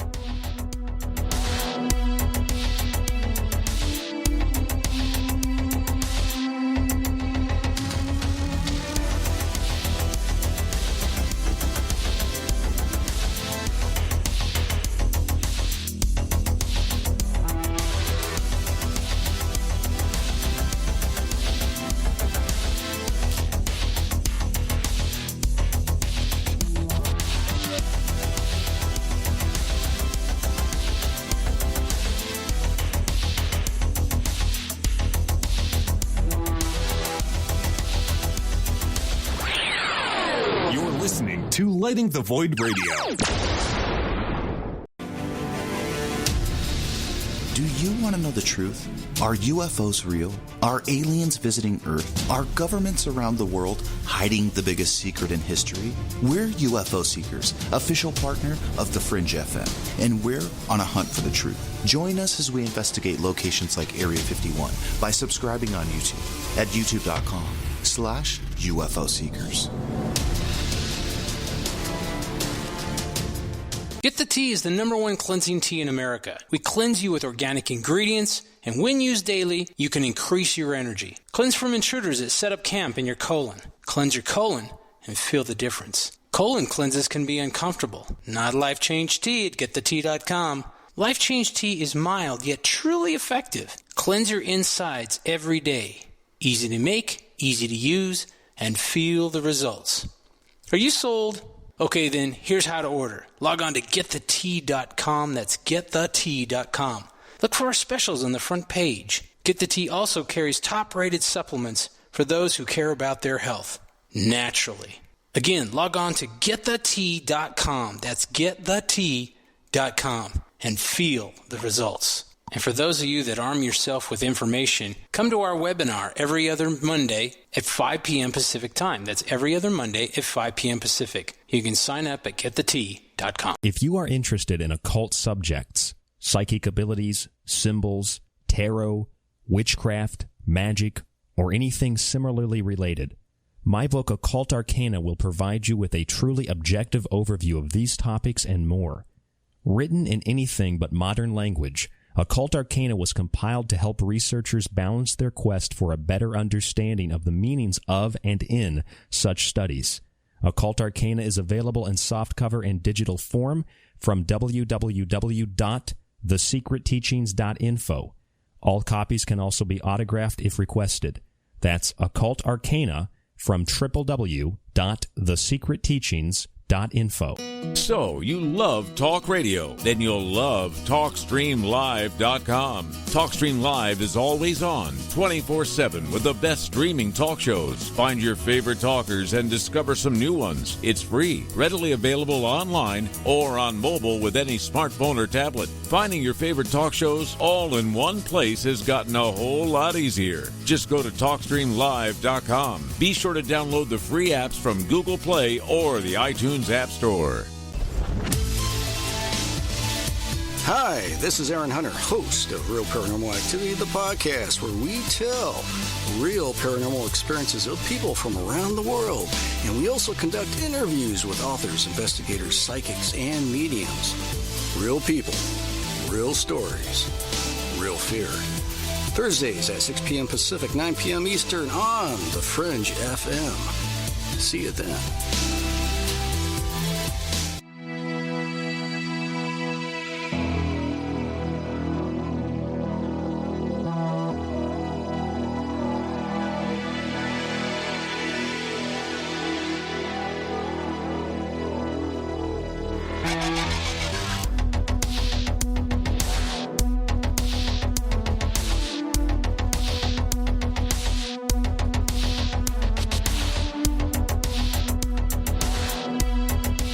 All right, welcome back to Lighting the Void. I'm your host, Joe Roop. If you're just joining us, we're here with Gian Quasar, a historical investigator, or investigative historian, actually, and an investigator and author of several books, most well known for his books on the Bermuda Triangle, and has appeared on several shows.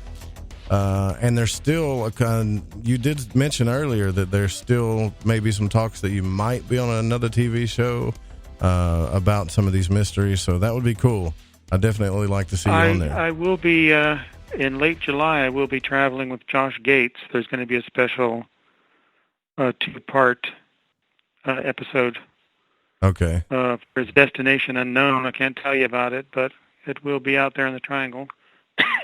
There will be a series coming out that were trying to get me to, over 2 years ago, to star in, and then I got booted from the Sizzler because I couldn't make it, and then I've been asked to be in every incarnation of it, and then they dropped me a couple of months ago, but it's being made for the Science Channel, so it'll be like 6 or 8 part series that I have nothing to do with now, so I have no idea what it's going to be about, but I think that's why I'm getting these other offers. Then I might get the offer for my own series by another production company. Well, that's cool. That will not be limited to the Triangle. That will be everything I do. It'll be based on the Quester files. It will be based on, that I'm the real-life Kolchak, that I will investigate everything from trying to find Alaric's lost tomb in Italy to all these other mysteries. Yeah. The headless Nahani. How do you... I'm really interested in this because I was talking to you during the break. One of my favorite things growing up were detective shows, and they still are today. But like when you're an independent, let's say you're not involved with the police or any type of organization, how do you find, is it hard to get the resources to be able to do this and travel and do the types of investigations that you do? Oh, yes. How does that work? Oh, yes.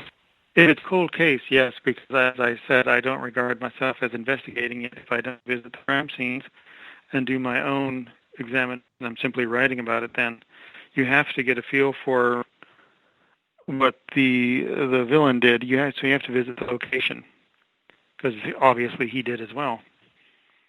And so for something like the I-70 killer, that's a lot of traveling. For the monster of Florence, of course, I have to go to Italy. That's where he struck, Florence, Italy. So that takes a lot. That's why I haven't done. I've concentrated mostly on crimes close to me in California, so like Zodiac, like the East Area Rapist or Original Night Stalker, and those type. And I've written about and NorCal Rapist, and then I've written about others. But the only reason why I have in-depth geoprofiling on the Colonial Parkway murders is that an operative knows how I photograph things and did exactly as I do it. And he went to the crime scenes in the Norfolk in the Yorktown area of Virginia, and found the exact crime scenes and photographed them really well, and so I could present that on the Quester files. And that would be another, and very strange too, Lover's Lane's serial killings that occurred in the 1980s, in which couples were attacked repeatedly, and one couple was missing. They were never found, but the cars were then dropped off at Colonial Parkway, and in that area, so he's called the Colonial Parkway Killer. But this guy left very little evidence. He was quite careful. And they're trying to get touch DNA from one of the cars on him right now, and I've heard they have. At least they believe it. It could be his DNA, so they're trying to track him.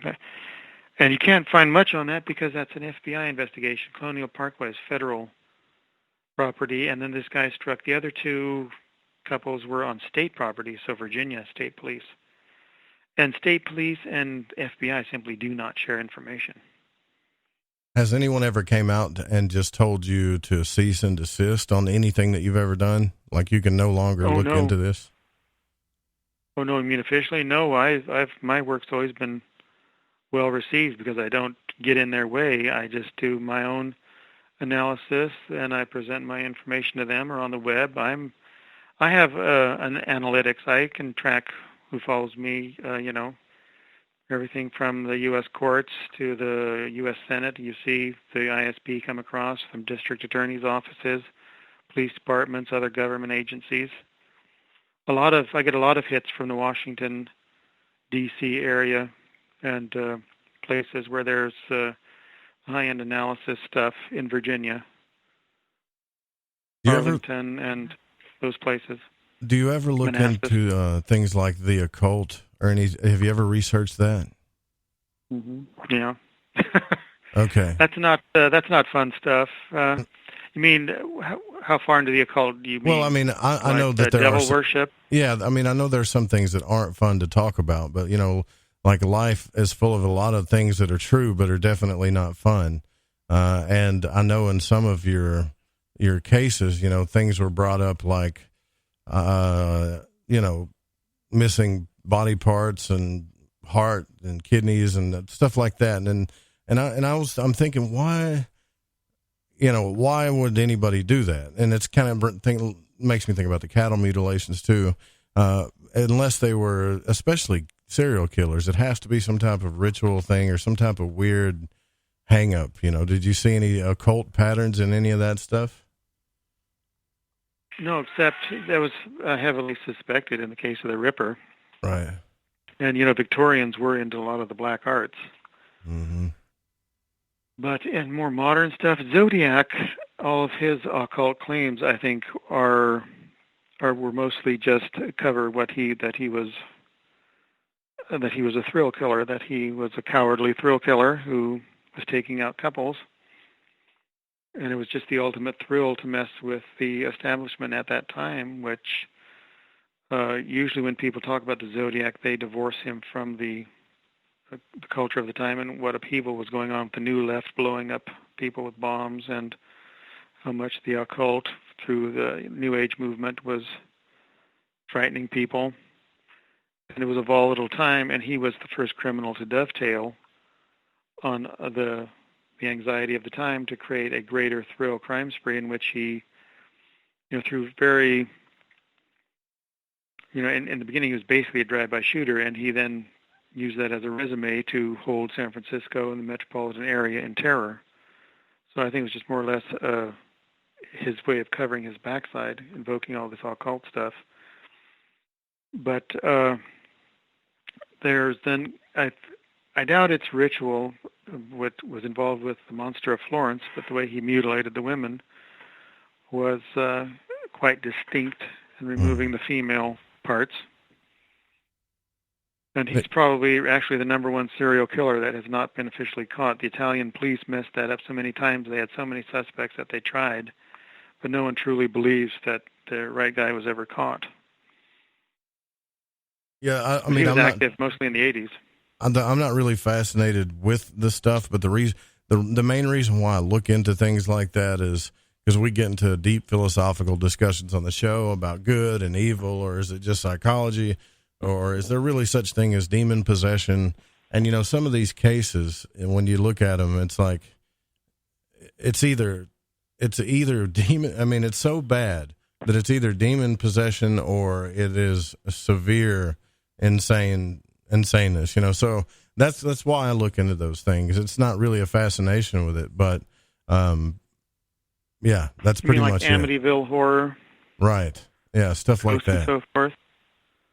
Now, Amityville is a strange thing. They came to believe that they did it themselves through invoking evil spirits. You know, George Lutz was someone hard to take at face value after a while, but Kathy Lutz was someone quite sincere, and she came to believe it was their transcendental meditation.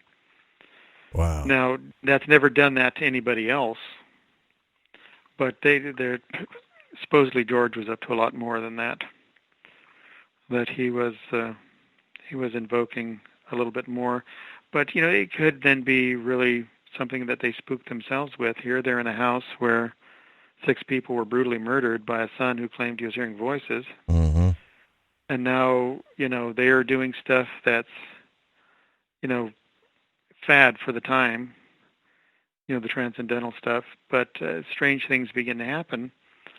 And of course, that's when you begin to haunt yourself. You begin to put interpretations on things. A true haunting is always internal. It's always something, you know, you scare yourself to death. In every haunting, it has to be that way.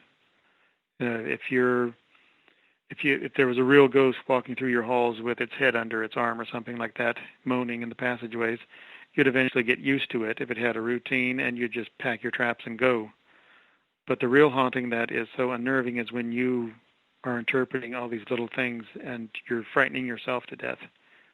And that's what they did with themselves. Things began to happen, all the flies on the window, other events, and here they're in a house where they maybe felt they were doing some stuff they shouldn't be, and where a lot of people were murdered, and they could send themselves over the edge just with the littlest things that were happening.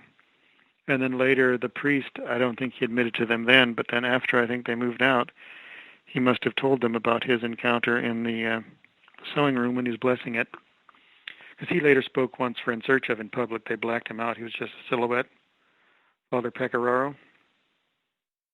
And he said that he was blessing the room, and someone said, "Get out."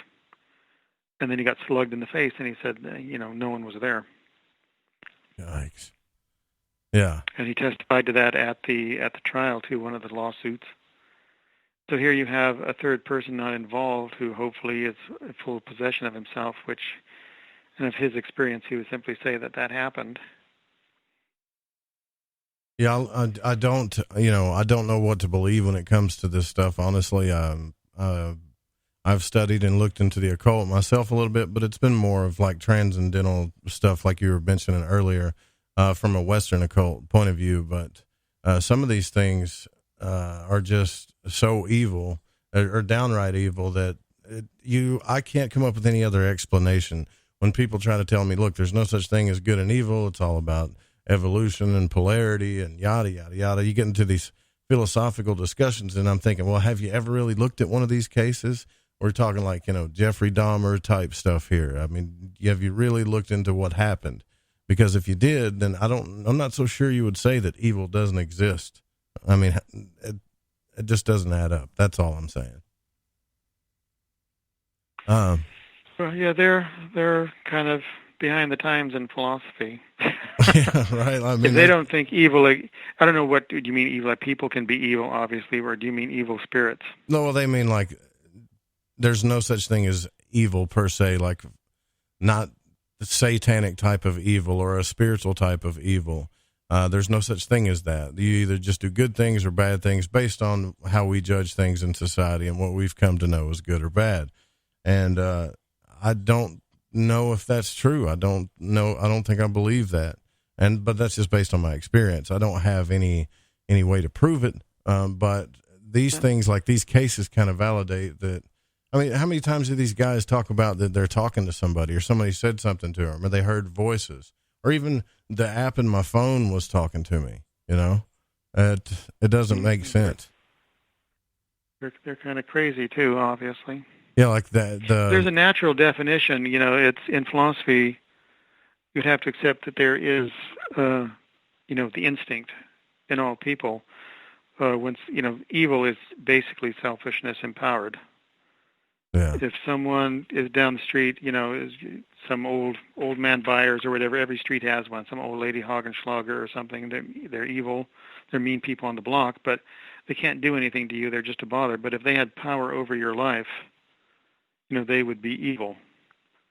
So evil is just selfishness and power. That's our natural definition. If you see someone who's good, someone who does something for someone else, for their goodness, for their benefit, out of your own selflessness, you're naturally going to say, what a good person. And so when someone does, takes from you for their own good, you're going to say, what an evil person. So there really is an instinctive, natural definition to good and evil, and it's always going to be someone who does goodness, out of goodness of their heart for you, and then someone who is, evil. It's just selfishness empowered. A lot of so people. I don't know how someone can say evil and good does not exist when it can be very easily by instinct, right, and experience defined. Now, evil spirits is another thing because you can't see them.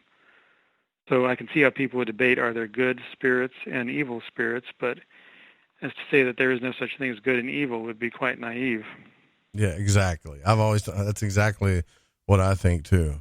A lot of people say, and I'm sure they're right, that your books on especially the Bermuda Triangle are the best books that they've ever read on the subject, the most detailed, more than anything that anyone's ever read about. That's what they all say, because I've looked at all the reviews on the books and stuff, and I wonder why that is. And I'm not saying that's a bad thing, right?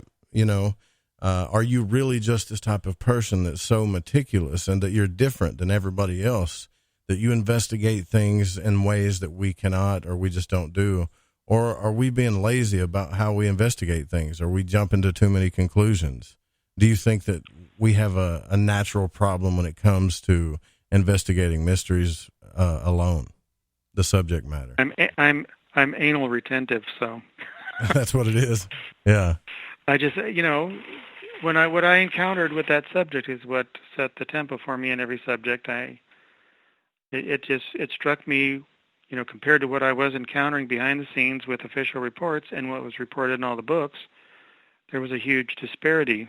And I realized that existed in most of these topics, that there's just the public discourse that people, bat back and forth like they're playing tennis, and then there's the actual facts that lead to their own conclusion if you follow them.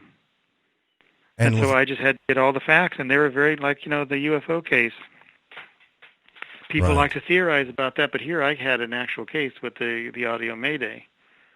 Or I had other cases that were just as bizarre, where a tower controller is the closest thing to a witness to an aircraft coming in 2 miles from touchdown, and he's watching the landing light, and he switches his view to the radar to see if another aircraft is taking off just fine, and the radar only shows the aircraft taking off. He looks back out the window, and the landing light is gone, and this twin-engine aircraft that was just coming in for landing has vanished, and no trace of it was ever found. This is in official reports.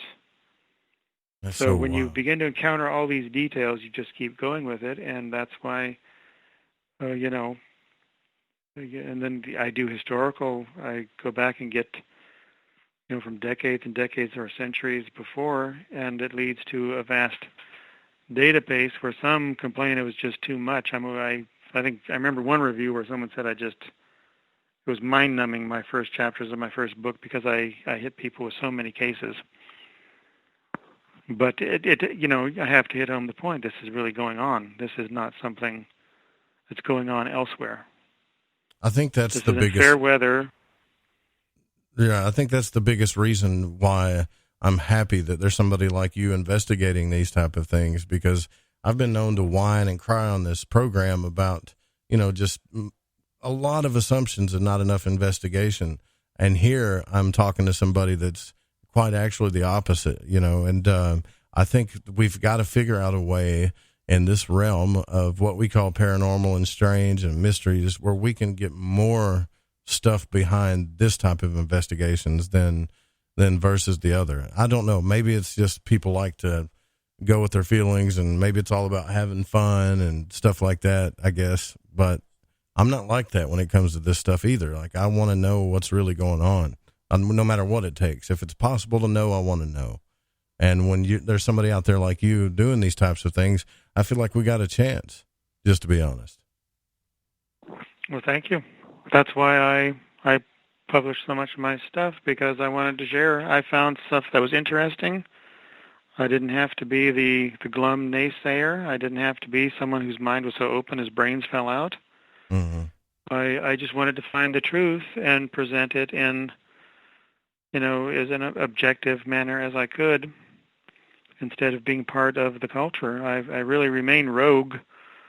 I don't go to these conventions. I don't participate. I don't, I'm not griping against people who do. It's just not my thing. I wish to find out the information for myself, to either solve these or contribute thereto, or at least present them finally, concisely in one volume, and someone can trust it, that this is real research, and they can have it as a reference point. Yeah, I got to get this stuff too. And you know why? I mean, and it's only good that you get the books, especially for me as a radio host, because if I ever talk about it again and I've got your work as a reference, people are going to think I'm a genius. But trust me, I'll always tell them where I got it from. I'll say I got it from your book, But yeah, I love this type of stuff, because I got a ton of UFO books, man. I got a ton of books about stuff. Some of them are good, but some of them they get kind of, no offense to anyone, but new agey and stuff. A lot of assumptions. And it's cool to read, and it's cool to watch that stuff on TV, but deep in your soul, when you want to know the mysteries, you need real investigators out here doing stuff. And you're doing that. And I think everybody that's listening right now that cares about finding the truth should, get your material. And I mean that. Well, thank you very much. So do you have a new book that your latest book that might be released you're working on? I know you mentioned it earlier. You were working on one. Horoscope is about the Zodiac Killer. So that's kind of delayed because of politics. Then after that, I'm switching back and forth between the Earhart book and all the flying saucer, the report on the flying saucers, and then flying saucers in inner space, which will be about the black ops and the cattle mutilations. But the first one will be about, collating all the evidence and just laying out what really is the flying saucer phenomenon from a tangible point of view, not all the claims. And so people can judge for themselves what is real. But, we'll be writing about stuff we mentioned here, the pattern of coming in from the coast, certain patterns of maneuvers and so forth, as though they're communicating. Other clues that indicate they can't communicate between their hulls when they're in motion, that they have to use gestures, stuff like that. And then, people can take it to whatever theory they want on their own. I just want to give the facts. And how long? Just because, how long do you think it'll be? Do you have a clue? Quite a while. Okay. A few years. That's all right. I'm getting selfish now, aren't I? I'll start with your Bermuda Triangle books, but yeah, when that book, if I'm still on the air and those books come out, I'd love to have you back on the air to talk about that, talk more about this, and try to get to the bottom of it. That's fine. Yes. And those will be the controversial ones. Well, I'm all for that.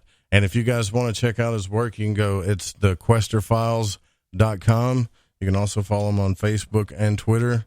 I don't have the Facebook and Twitter up right now, but it's just your name, isn't it? Gian Quasar? Yes, there'll be links off my website. Yeah. Okay. There's thequesterfiles.com. There's also, there's a ton of material inside that website, and thank you so much for coming on Lighting the Void. I really appreciate it. It's been a fascinating conversation. Thank you very much for having me. No problem. All right, guys, we'll be right back with some aftermath and some announcements, as well as we're going to talk to Eric Markham to discuss some of this, what we've been discussing tonight. Don't go anywhere. We'll be right back.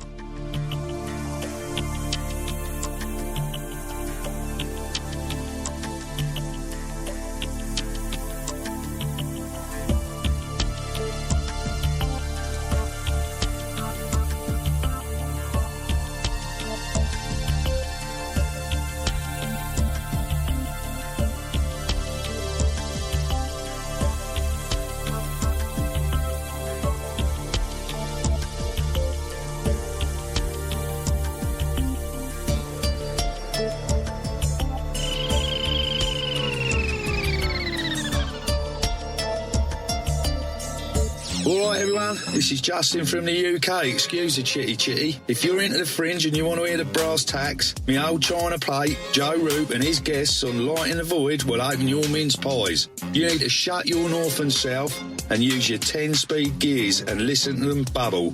You could hear a Barry Crocker, no Brussel, but he ain't no holy friar. Anyway, you be the Barnaby Rudge and take a butcher's.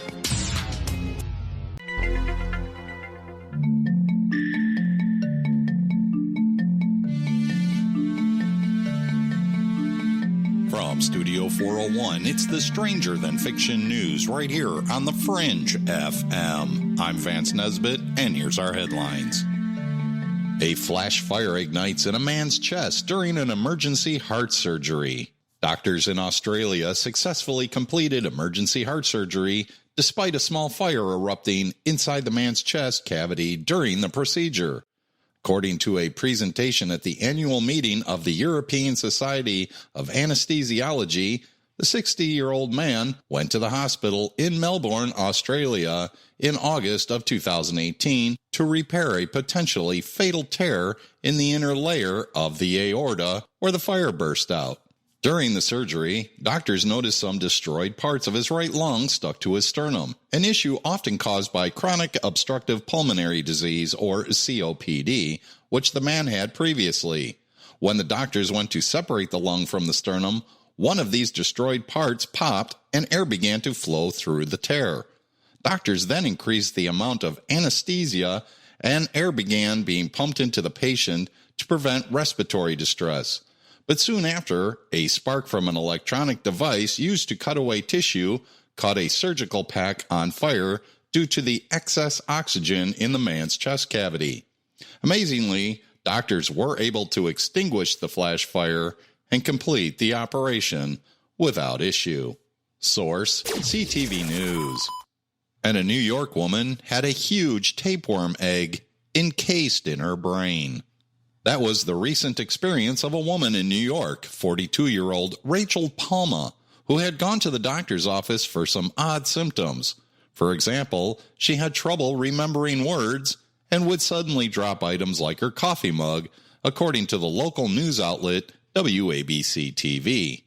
When doctors scanned her brain with an MRI, they saw a lesion that was very odd-looking, said Dr. Jonathan Rasuli, a neosurgery resident at Mount Sinai Hospital in New York, who treated the patient. Based on the scan, the woman's symptoms, we were concerned that this lesion could potentially be cancerous. Rasuli told this to Live Science. Specifically, doctors suspected that she had a malignant brain tumor, an aggressive type of cancer that could be life-threatening. But when the doctors performed surgery to remove the lesion, they found a huge surprise. Instead of seeing a soft tissue typical of a brain tumor, they saw something that looked more like a rock or a quail egg, Rasuli said. What we saw in surgery was not at all what we were expecting. They removed the lesion, placed it under a microscope, and cut into the tissue. That's when we saw a baby tapeworm emerge.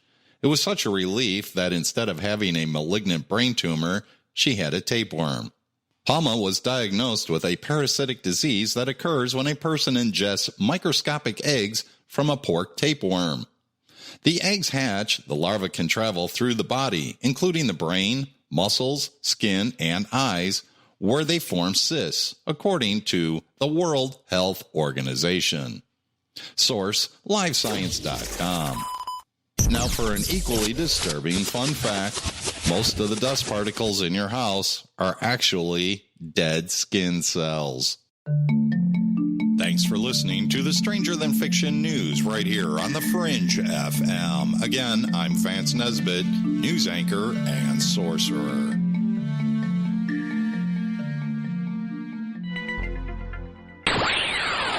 You're listening to Lighting the Void Radio. Follow The Fringe FM on Facebook and Twitter at The Fringe FM.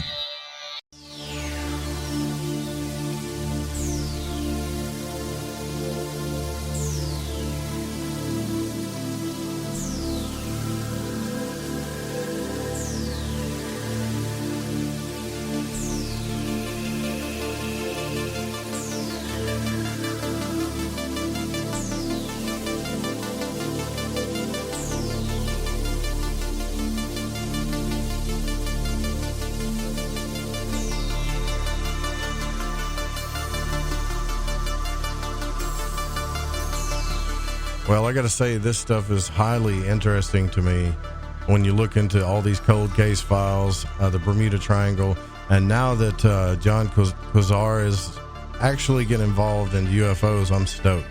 Because the more people that get involved, like him, in ufology and the paranormal, the better we're going to be. And it's not because that they negate or they try to debunk everything. You can tell, quite frankly, that's not their mission at all. But the mission is to get to the answers. And there's guys out there doing it. And I got to give Patrick big props for finding them. You know, Patrick, like, this guy doesn't come out, and I feel like I can talk about him now. You know, he doesn't come out and try to publicize and make sure that he gets on a ton of radio shows and stuff. If you ask him to come on, he'll come on. And he's really involved with his work, and I can really appreciate that. And Eric Markham is with us here at the last hour of our show. Eric, what did you think about it? I was really impressed, man. If you look at his work, it's pretty impressive. Yeah, he seems to be very methodical. I mean, as a scientist, I look at what he's doing, and he's almost ticking off the checklist of the scientific method. I think he's quite a researcher. Yeah. Yeah, it's just, it's kind of freaky, the Bermuda Triangle thing. Like, well, here's what I know about the Bermuda Triangle. And after I read his book, I'll probably know more than most. And if you read his book about the Bermuda Triangles, he's got 2 of them, actually, then you're probably going to know more than most about it. Is that before I even talked to this guy or looked into it, all I know is the Amelia Earhart deal, that stuff goes missing there. But there's cases that go that aren't too far away where things are still ending up missing there. It's just people think it's some kind of crazy wormhole or something, but I don't think that's what's happening at all. I think there's got to be like some type of UFO or something, some type of military thing going on there, blasting things out of the sky, you know, something. I mean, how many times have we talked about things on this program and people just say, well, it's a wormhole, right? Or it's a portal. And that stuff just doesn't really add up to me. I guess it could be a portal, but if you look at it, it's like if you listen to that clip that Whitley Strieber cleaned up for him, and I'm going to clean it up a little bit more. The guy obviously saw something that just kept moving around and maneuvering in ways that it was totally unexplainable. And that's a 5-minute clip, by the way. That's why I didn't play the whole thing. But at the very end, it just cuts off. Like, cuts off. Transmission ends. You don't hear them panic or, oh, no, they're shooting at us, anything like that. The freaky part about it is the transmission just cuts off. Done. Gone. And there's countless cases of that happening out there. What do you think's going on out there, Eric? Well, one of the theories is that it's seismically active under there, and every once in a while the volcanic gases release as this giant bubble. And if you are unfortunate enough to be a ship at sea and that bubble forms under you, it just pretty much sucks you under, and with very little warning. I mean, you might have 30 seconds to realize, oh crap. And then it's deep enough that they don't find the wreckage without, they'd have to search for it with sonars and all that. That's just one theory. I remember back in the day, Charles Berlitz wrote a book about the Bermuda Triangle, and a lot of his, a lot of what he called evidence turned out not to be very well vetted. And that's one of the things your guest mentioned, is you really got to strain through what you're presenting as evidence so that you don't put something out there that the debunkers can jump on. I admired him for that. That's very tedious work. Not a lot of people will put that kind of effort into it. But there's the missing flight out of Pensacola. They think that might have just been the guy that was the wing commander was inexperienced, but he was flying over an area that has magnetic anomalies. So he thought he was heading west when he was probably heading northeast, and just flew the entire flight. The squadron just flew until they were out of fuel and had to ditch.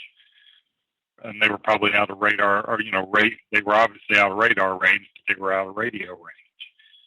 one of the most intriguing cases I found was a ship called the Mary Celeste. It was found adrift sometime after, it was, these ships have a schedule, or they basically follow the same idea as a flight plan if it's an aircraft.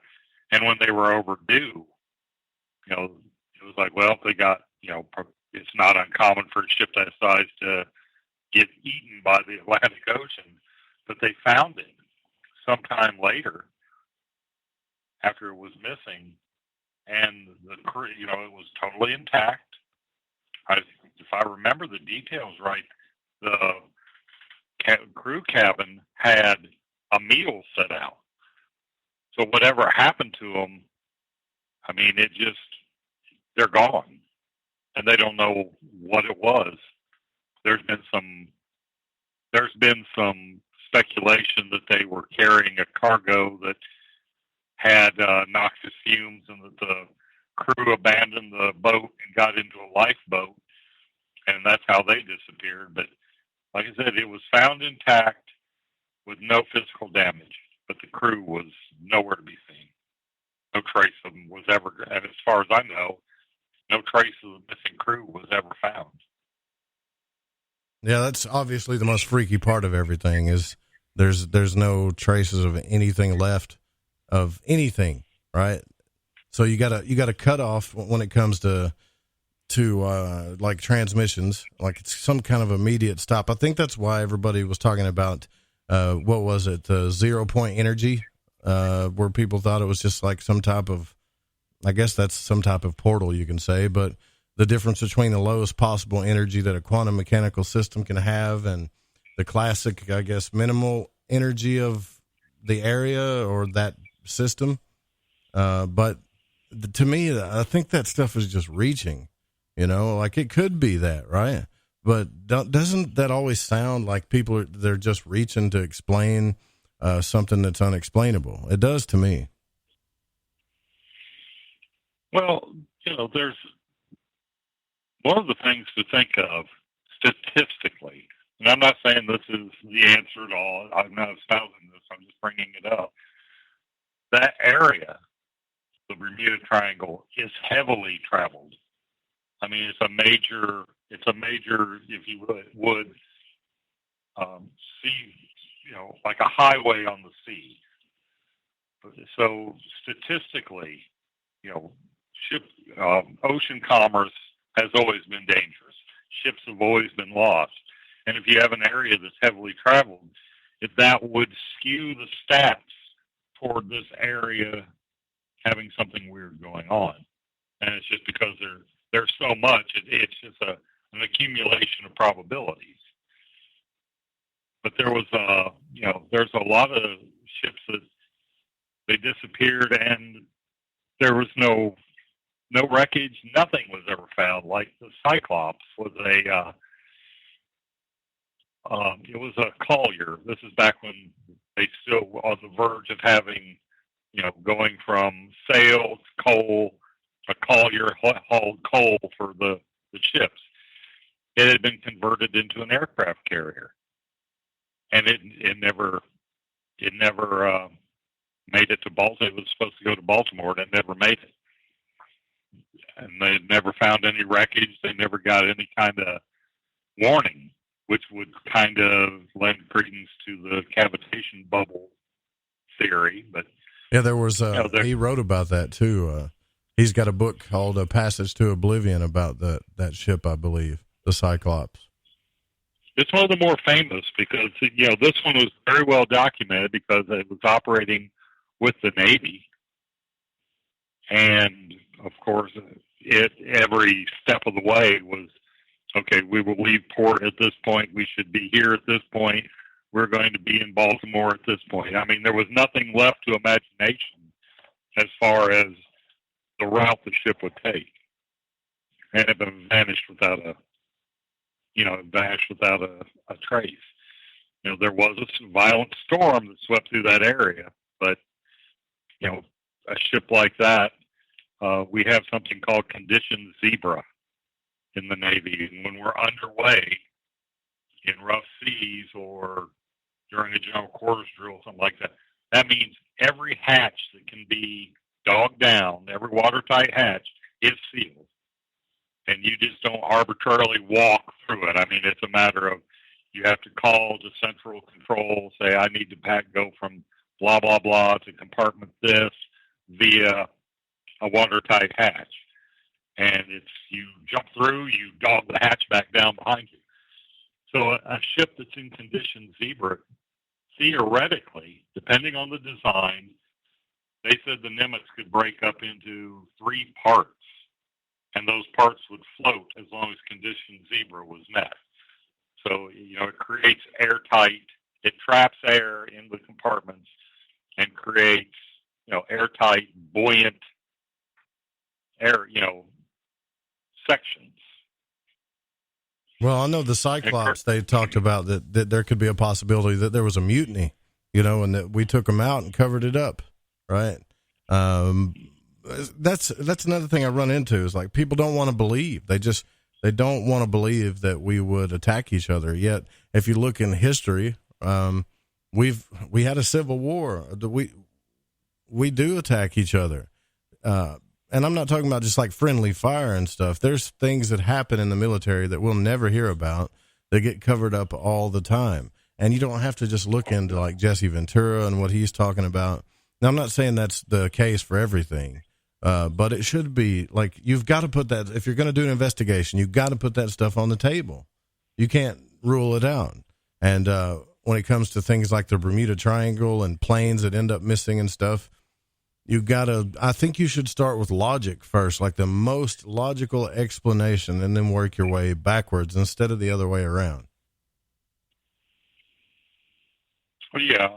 And, they're going to look for some kind of, mundane answer, no matter how tenuous it is. They're not going to want to say, well, it entered this area and an anti-miracle occurred and poof, it was gone. Even if the evidence points to that, they're going to scrape around and try and gather enough mundane facts that even if it had been a mutiny, eventually a ship that size would have showed up somewhere. It would have showed up in Tripoli or, it would have at some foreign port. The ship, you don't hide a ship of that size forever. It would have had to have shown up. Somebody would have seen it somewhere. Well, and of course, the Navy was looking for it, so they would have been thinking, well, if it was a mutiny and they were going to be pirates or whatever, there's only certain places you can go to unload a ship like that and sell it for scrap. So they would have been looking in those places. I got what you're saying. You know what the coolest thing about talking to somebody like Gian Quasar is, though? The coolest thing. And I know people want to look at, like Travis Walton and others, but somebody like Gian Quasar verifies, without a doubt, in my opinion, that there are real UFOs really here. Now, he never said if they were from other planets or whatever. He did kind of hint around about when I asked him about the technology of a certain type of ship that he mentioned, right? But he never assumed that. But people like that, like him, verify the mysteries that we know are real, that we believe are real. And they don't verify it to the point of that was a UFO that an alien was driving from another planet. But he did distinctly say, I don't believe that that certain type of craft he brought up it just wasn't, right? Because the technology was too long ago. And then he also considers the fact that, like the Light Star ships that he was talking about, that we had those type of things at that time. But we've always called those UFOs. And to me, the answer and the truth about a lot of these things has always been, like I've always known that it's kind of like that. And I'm not saying this guy's giving ultimate truth, but it feels true. It's got to be somewhere in the middle. You can't look at a coin, a mystery, And I'm just using the analogy of a coin here and say, well, it's either heads, an alien from another planet, or tails, it's a ship that we have, right? It's one or the other. No, it's not always. It's probably a blend of both, you know? Well, if Roswell happened, surely to goodness we've back engineered what we have from the wreckage. Yeah. And if David Adair is correct in, his story, I mean, his big thing now is he's talking about how unprotected our power grid is. But what put him on the radar was his experience in Area 51 when he was still a teenager. He fired off, he was working, he had a senator that was backing him, and he was sort of a wonderkind, and he had created a fusion rocket. And as Stan Friedman said, that's no big deal. There's plenty of design. You can look up fusion rocket designs apparently online. I've never done it, but it was a big deal. He was going to launch this small rocket, and they changed his trajectory to go to White Sands, which is part of Area 51. And then they took him underground and showed him a Greyhound bus size. I think he said it was a power generator. It was the actual motor out of this UFO. And he then, not to redo his whole story, but then he talks about a bunch of details. And by now, we've had 30 years, at least since David Adair's childhood or, teenage years till now. Surely they back engineered some of that technology. Yeah, you'd think so. And I'd like to talk to him again about that. I wanted to do quite a bit more research before I talk to him again about all of it. But honestly, Stanton Friedman and David Adair really did not agree on a lot of things, and I don't want to get into the details because, what I do before I do a radio show is I usually, in a lot of cases, is I'll talk to whoever's going to come on the radio beforehand and have a conversation with them. So I've had off the air conversations with David Adair and Stanton Friedman, others like that, and they kind of give you a little bit more details about how they feel about other people and other stories that are going on in the UFO community that they won't say in public. But there's no hiding the fact that Stanton Friedman didn't think David Adair was telling the truth. He didn't think he was telling the truth at all. Right. And, yet when I get David on the phone or get him on the show and I try to go back and look at everything he's saying, I see, and it's no offense to Stanton, I just see that David's story lines up in a lot of ways, man. A lot of ways it does. Stanton Friedman, bless his heart. If you ever read his book on UFOs, he accuses so many people of, research by proclamation. That was one of his catchphrases. Stanton was a bit guilty of what he accused other people was. His mind, being a nuclear physicist, I guess, his mind was so narrow, he was sort of narrow-minded as far as what constituted evidence. Yeah. One of the things he said there was never any, he didn't think Bob Lazar was telling the truth, and it's been since noted that, Bob Lazar does show up in a facility phone book in New Mexico. So that part of, Bob Lazar's story has been validated. Because it used to be Stanton Friedman would say, well, there's no record of him ever working for, Jet Propulsion Laboratory, I think it was. And, all this stuff about if that was untrue, how much else was untrue, blah, blah, blah. My problem with Stanton Friedman is once he decided that something was, in his mind, false, he never looked back and never allowed more evidence to sway him. Yeah, but you got to give him, like, but okay, you do. That's gone and I'll go on. Yeah, but you do got to give him credit for the fact that he was willing to go up against the biggest debaters in the world live on TV, radio, and went to his dying day knowing that the government was covering this stuff up, you know? Oh yeah. And he did so much for ufology. And so this is the stuff that I like.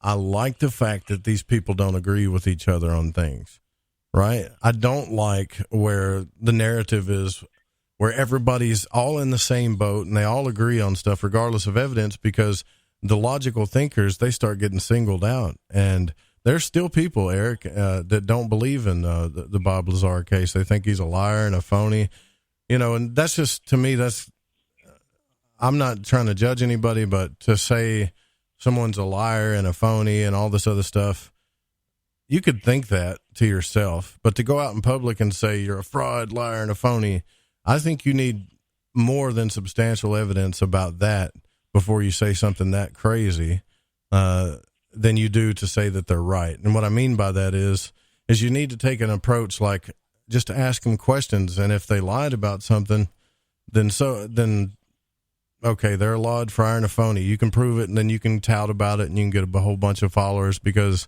you're busting liars, frauds, and phonies. Like, I've never been that guy. That's not been my mission. However, I don't, I'm not totally convinced about the Bob Lazar case. Sounds like you are, though. No, not really. I just, Bob is a very complicated human being. Well, have you looked at very intelligent? I understand that. You know, but there's a lot of people that were eyewitnesses with him, because he used to take people out where they could see the craft being tested. So is Bob Bigelow, what was the name of that group? There was a name of that group. I talked to him. I talked to John Lear about that. Yeah.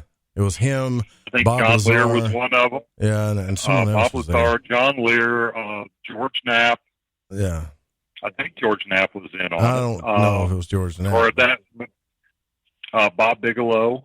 I mean, he has some people that are now considered heavy hitters in the UFO community that went out there and actually saw what he saw. You know, he took them out where they could see it, or so they say. I would think if you were going to go somewhere where a UFO was a certainty to see,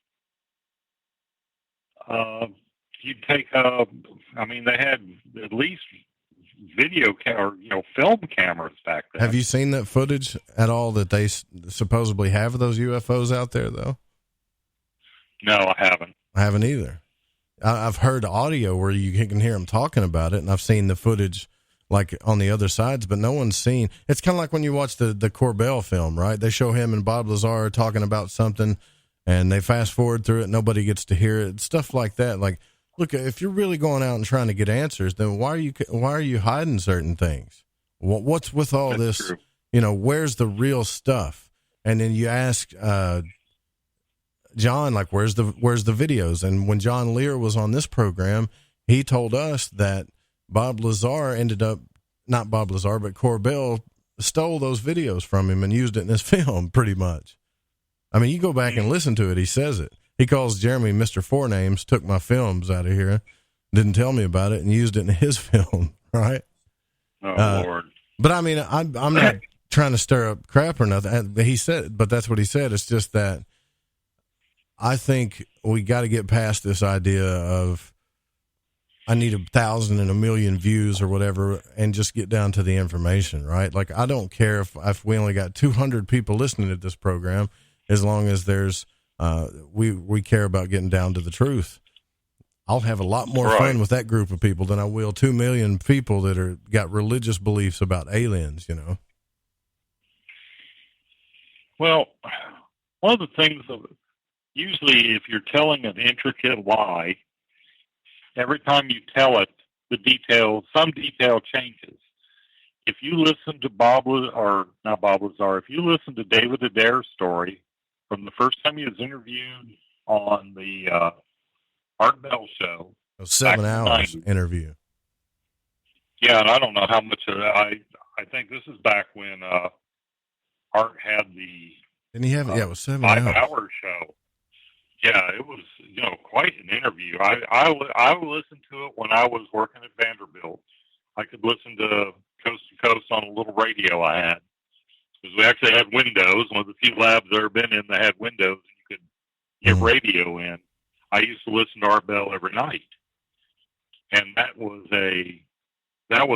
just a spellbinding interview. But if you listen to David Adair's interview with Art Bell and then listen to subsequent interviews, it's like, unless the guy is reading, he had the foresight to write his story down, and then every time he tells it, he's reading it off a script, there's little to no variation in the story. The details, the names stay the same, the descriptions stay the same. So, he's either an ultra-brilliant liar or he had a very profound experience. Well, that's why I'm totally convinced that a lot of people in the community, and we need to ask ourselves this, I think, because I have to ask myself this on a daily basis about ufology. Now spirituality and the out-of-body experience and stuff, there's certain things I just know because I've had that experience. But I think we need to ask ourselves, do we really want the truth? Because if we did, there's plenty of people out there, and we're naming them tonight, right? You got Class Vaughn, who we talked to. You got Tim Doyle. And they all have their own beliefs, but they do research like no other. Okay. And then you got Gian Quasar, and you got David Adair that's still, needing some resources to get his documentary done, where he's telling people, like, look, I'm going to give you this information if I can just get this thing out that answers a lot of y'all's questions about my story, and no one's getting behind it because there's no potential there to put like an evangelist up on stage or whatever and make a ton of money off of. So these people that are really trying to help us in this community to get these answers, I find it very strange that they're not getting the resources that they need. Like Chad Meek's story. That's another one, the George Van Tassel story that pretty much started the cult of ufology. We can't even get the real story out about it. But we don't mind coming up with super soldier stories and, stuff like that, and colonizations on Mars and just going thousands of dollars into that. And I guess, I'm not making a judgment about it. It's just, I'm not so sure that people really want the truth. I think that a lot of people feel they already know it. That's what I think. Oh, well, and it's easy to say and make up a convincing story, or make up a good story about things going on in our Antarctica, things going on on Mars, like things Brad, going on went the down backside there. of the moon, because we can't get there. You and I aren't going to be able to hop on a personal spacecraft, zip around Mars to see if anything's happening. So you can basically say anything you want because it can't be validated. And if you're a convincing enough storyteller, and let's be clear, people who believe in this stuff, it's kind of like people who go to a medium to get in touch with a lost loved one. They are primed to be deceived. Mm-hmm. They don't want to, their mindset is, I'm going to get my satisfaction. And I think with all the paranormal stuff, whether it be ghosts, UFOs, Bigfoot, the people who pander to the beliefs that are out there are the ones that are the most successful, because people want to hear a speaker tell them what they want to hear, and they're willing to do that. They want it. Yeah. I hear you. Like, can you imagine getting on stage and saying what we're talking about now? We'd bore people to death, I think. Like it wouldn't, you know what I mean? It's like, we got facts. We got stuff we can look up. We got stuff we can show you that probably proves what you believe a little bit, but we got questions too. That's not fun. That don't make you feel good. Who wants to do that? Right? No, because we're not saying this is the truth without a doubt. We're saying, well, here's the evidence. Carry on, do your own research from here and see what you find out. And people just really, in this day and age, they don't want to do research. They just want to find the story that resonates with them, and then they only accept stories or, documentation that backs up what they already believe. If you guys want to see like a real investigation, go look at, go to the questerfiles.com, and I'm super impressed by this, and just click on any one of these cases. All the links are lit up in blue, but click on updates and go look and just keep digging and digging and digging, and you'll see a real investigation. And you'll see what it takes, and then you can tell right off the bat that's not fun. That's not. There's a lot of effort there, but you know what? I think it's all worth it. Now, I did promise you guys some announcements. It's about the radio station and what's coming, and we'll talk about that right when we come back. We only got a few minutes left on the program. I'm Joe Roop. This is Lighting the Void. We'll be right back.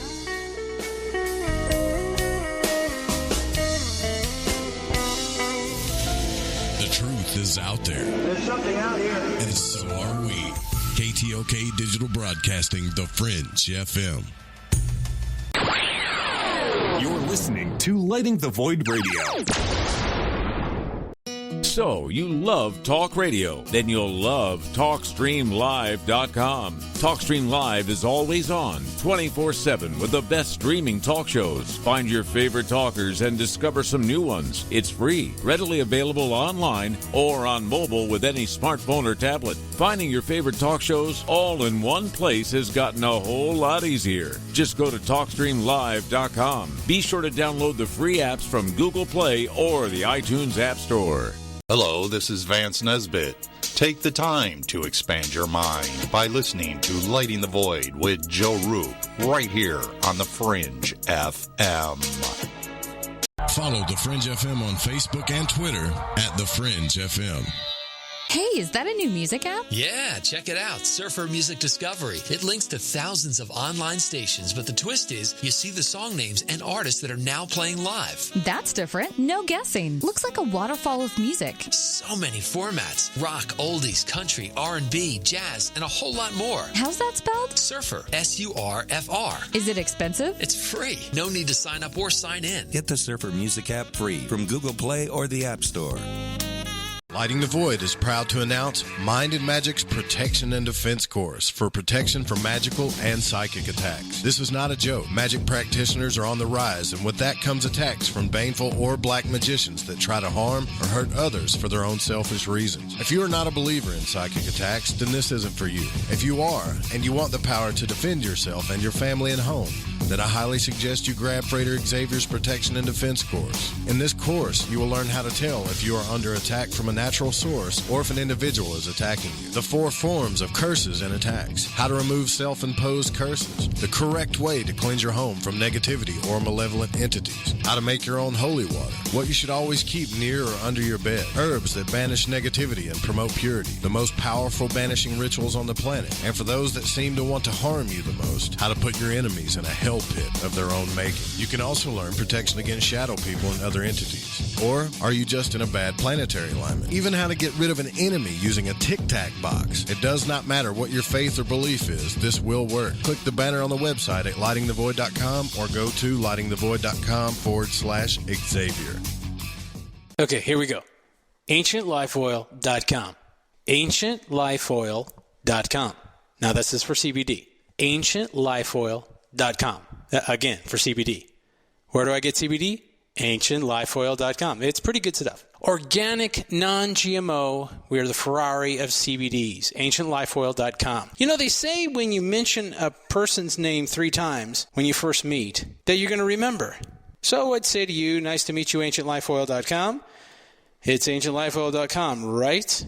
Nice to know that you help people. AncientLifeOil.com. Think about this. Occasional stress, occasional anxiety, occasional inflammation, occasional stiffness, and intruders that get you down. AncientLifeOil.com. Okay, so I'm going to give you a fact for the day. So Ancient Life Oil does not help you with business deals. Hold on a second. If you feel better, it could help you make a better decision. Okay, I'm wrong. Just remember to go to AncientLifeOil.com. Want to know what's on The Fringe FM? Check out our schedule at thefringe.fm.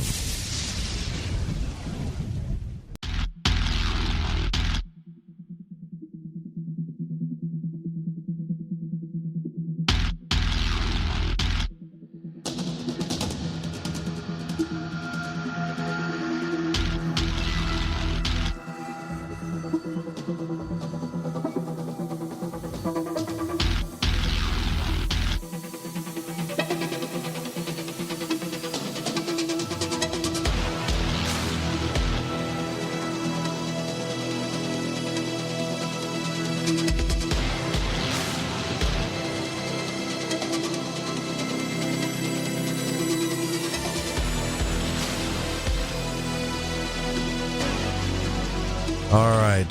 So here it is. Starting June the 19th on the Fringe FM, we've got a couple of new shows, mainly on Wednesday night, okay?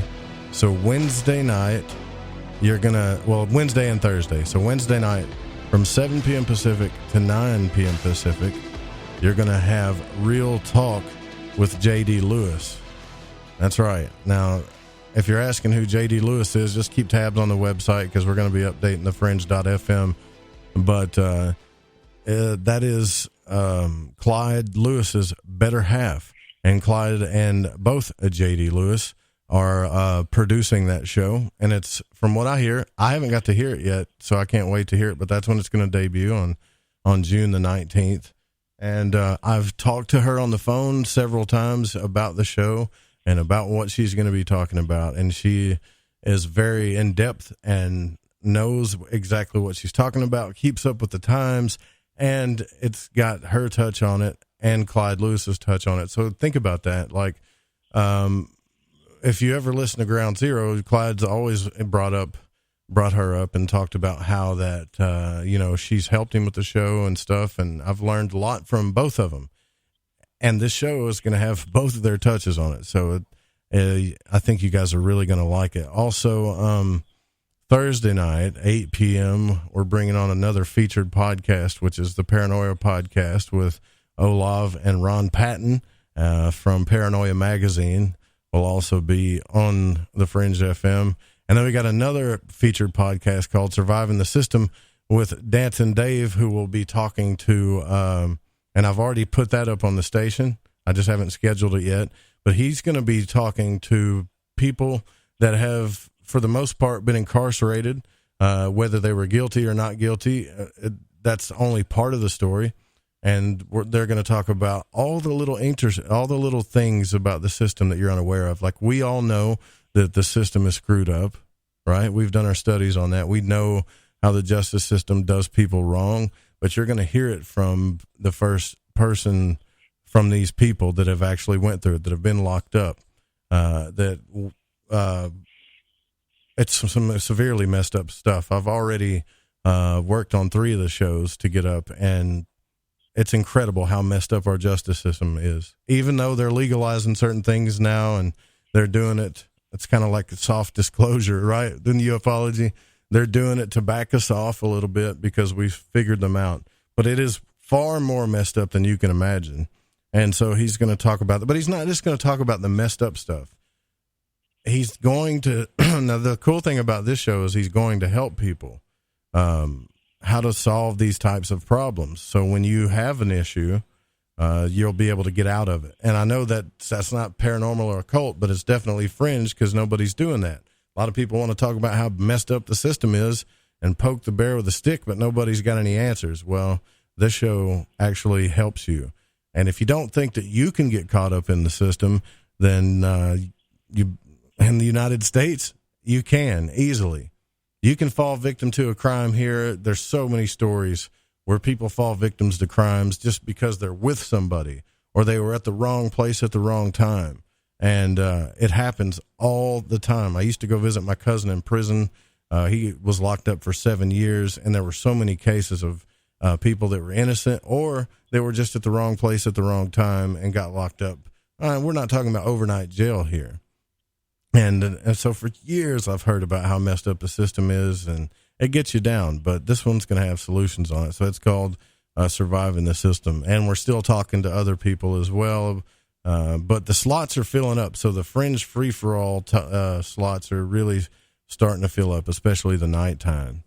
Some pretty exciting stuff for the Fringe FM there. Markham, what do you think? Well, I think it's fantastic. I'm glad to see some new programming coming on. Yeah, and anything that grows is great. I really want to thank Jeremy Scott for helping on this. Like, he's helped out so much. Like, when he calls me, I don't think there's anybody that works harder on radio than him, because when he calls me, this guy's usually breathing heavy, and he's not out of shape, but it's because he's running back and forth from doing all the stuff he's got to do. He works a real radio job, and then he runs the boards for Clyde Lewis, then he helps us with the scheduling. Plus, he's got a wife, and he just does so much for us, man. And I really want to thank him for that. and let everybody know what he's doing behind the scenes. It's one thing to talk on the mic, but there's so much that goes on behind the scenes that people don't see. And everybody, just if you can, just give him a shout out. Follow him and listen to his show too on Saturday nights. It's probably one of the most well-produced shows I've ever heard in my life. It's a fantastic show with fantastic guests. It's called Into the Paranormal with Jeremy Scott, and it comes on every Saturday and Sunday night here on the Fringe FM. And I'm excited to see where the station's going, man. You know, I really am. Two things going all the time that I focus on is this show and the radio station. And Markham's seen it firsthand. I have. It's rugged and raw, isn't it, brother? Yeah, that's a good way to put it. Yeah, it's very good and raw. Good way to put it. Yeah. But I mean, to the shack. I've been to the shack. I've spent a week at the shack. Yeah. Markham had to sleep on a military cot out here. A military cot. And then you told her, but I don't know. He said I snored, but I don't believe that. I don't believe it for a second. Wait, I've got my recording right here. Let me. Do you for real? I'm going to mute you. Do you for real have a recording on this? No, I did. I wouldn't do that to you. Yeah, but yeah, this is why we do it. As much as there's days that go by, like that, I wonder, what are we going to do? What are we going to, just the struggles. You've heard me talk about it, but it's all worth it, man. Like I don't regret doing this at all, and I hope that that more things are to come, that it's just going to get better and better. I really believe that. It's kind of hard to believe because when you've had so many bad things happen in your life, and I'm sure a lot of you know what I'm talking about, when good things start happening in your life, you always have that little voice in the back of your head that's like, man, I don't know, this kind of too good to be true type thing, Yeah, for every good thing that happens in my life, it seems like 4 bad things happen. So whenever good things happen, I keep looking for the other shoe to drop. Well, so I really don't enjoy it, even when it's going good. Have you read Psychic Self-Defense yet? I can tell you haven't. All right. Mm-mm. Well, yeah, you got to watch out for those formulas that you say. I used to freak people out at work with that, right? When I worked at Verizon, because I was really studying the occult when I worked there. And I would tell people, man, like we're cursing ourselves every day. It's not just some demon or something that's cursing us, like we're doing it. Even the little things that we don't notice. And we'd go out to eat, and the buddies of mine, they'd say, man, like every time I order the sandwich, they put the wrong stuff on it. Every time I go to this gas station, this happens. And I tell them, I'd be like, you're the one making it happen. You're creating a formula and telling the universe this is the way it is, and it happens. And they're like, oh, that's all woo-woo stuff. I said, all right. And we would test it at work, and I freaked a few people out with that stuff. So, yeah, protect your psyche, because I believe in that. That's kind of weird. We were talking about evidence. It's just based on my experience. Yeah, that stuff's real. You know it's real, don't you, Eric? Oh, yeah. I mean, it's self-fulfilling prophecy. If you dwell on negativity, you're going to attract negativity. It's, almost a law of physics. Did you hear that guy that called in last night, Ramblin' Randy? If you didn't, you need to go back and listen to it. From Nacogdoches, Texas. He was a hippie from the 60s, but he's an old man, and he was talking about, well, we've talked about it before too, but where focus goes, energy flows, and there ain't no doubt about that. But I might have, hopefully Ramblin' Randy will call back in one of these days, but I think he's trying to get some type of app going or something. So he at the end of it, he had an agenda, but it was worth it. But somebody actually called into the program last night, enticed me enough to keep him on the phone more than a few minutes, because I usually don't like to leave callers on, especially when I got a guest, for too long, and then gave me the pitch, but his pitch idea was pretty cool. So we'll see what comes of it. We'll keep tabs on it. Also, I don't know how many other of you are excited about this, but Strange Angel is back. I watched the episode 1 today, season 2, episode 1, and that is the story of Jack Parsons and Aleister Crowley and the Parsons projects with the military and rockets and Thelema and all that stuff. And I think it's a lot better than what they did with Project Blue Book. because they blew so many facts out of proportion with that show. Well, yeah, Blue Book was. I think I made it through one episode, and I wasn't intrigued to go back. I thought the 70s series, Project Blue Book, was probably more exciting and better. I just really couldn't get into it. But yeah, Jack Parsons was a crazy cat, man. It's the Jet Propulsion Laboratory is still around. I mean, he founded it. His advances toward female workers and some of his craziness eventually got him, fired or kicked out of the jet. Kicked him out of the laboratory he founded. But he was into some crazy stuff, and I think this series has been. I've been waiting. I didn't realize that was today. I've been watching the series, and I can tell you that, like, historically, they're not getting into so much detail that they're messing up the big facts. The only big facts that I've seen them mess up is the rituals, and I've studied like some of the OTO rituals, right? So I know what they are, and they've got some of it right, but for the majority part, I think the people that are writing the movie don't know too many details about the rituals, and they're kind of making a little bit of stuff up about it. But yeah, the story's spot on. I mean, if anybody's into the story of Jack Parsons and Thelema and the religion of Thelema and the Aleister Crowley and that whole story about Jack Parsons, it's a pretty decent show. I'm not gonna lie. I mean, it's not a bad show. It really is. Then again, I've found myself liking shows that most people hate for some reason. Like, I like Sabrina's. I liked that show, The Teenage Witch. I've never seen that one. I like the Twilight Zone. I know with the Jack Parsons, I know that they're hitting the sex aspect of Thelema hot and heavy because, face it, sex sells. Yeah, right. I mean, they make it look like all you got to do is, well, I can't get that graphic, but basically sexual energy is part of Thelema, but it's not the only part. But the way they're portraying it in Strange Angel, that's the majority of it. But they're making it totally.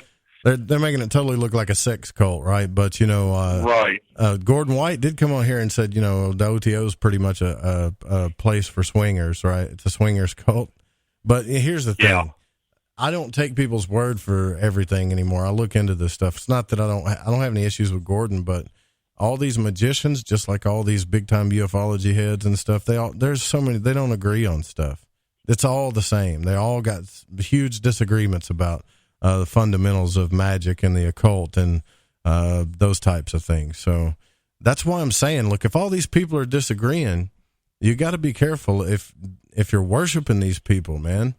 Like when I see like YouTube channels that got 500,000 views on one thing about like QAnon and all this other stuff, that's pretty freaky, right? I mean, because QAnon's the whole idea that people are getting secret information through secret people, that it's behind the scenes and yada, yada, yada. It's not verifiable at all. And millions of people are flocking to it, right? It's insane, the human psyche. But that's more of like Ryan Gable's stuff. He's better at that, talking about the human condition. I want to keep finding these better researchers and stuff. I would love to talk to, I believe we emailed the director of that show. We'll try to email him again and get him back on. I highly doubt he'll come back on now that the show's out, but we'll try, because I'd like to talk to him. Yeah. And, so I think that's all the announcements I got for the network. So stay tuned. Like June 19th, that's when the new shows are going to be up. Wednesday and Thursday night especially, that's when you're going to want to tune in. And when I say like we're raising the bar here, that's what I mean. And I'm pretty sure that she's going to try to syndicate, or J.D. Lewis is going to try to, the ultimate goal is to syndicate that show with terrestrial stations too, like some other hosts that we have on the network. But if you guys love me and you love the Fringe FM, I need you guys to get behind these people, because some of them are, they're new. This is like their first time coming into this stuff. Not so much for the Paranoia podcast, but the others are. and get behind them and give us feedback, and let's keep this thing going. And other than that, I think we're done for the night. I can't think of anything else I wanted to bring up. Nope. Other than I appreciate you coming on to the third hour, Markham, and talking to me. I can't get these guests to stay too late into the night. They all get tired. They're not vampires like us. I know. I'm third shifter. I'm a night shifter, even if I'm not working night. So I always try to, if I have a job that's normal hours like regular people do, I end up staying up all night anyway. I've just always been, I guess I'm classified as a nocturnal mammal. Mm-hmm. That's it. All right, we got to get out of here. Listen, I want to thank Gian Quasar for coming on the program. Please go check out his research at thequesterfiles.com. Tomorrow night, we're going to have Guy McCourt on, the one we had to reschedule, and we're going to get into some haunting stuff, right? A really freaky story. And it's also going to be Friday night, so the lines are going to be wide open. Everything's going to be wide open.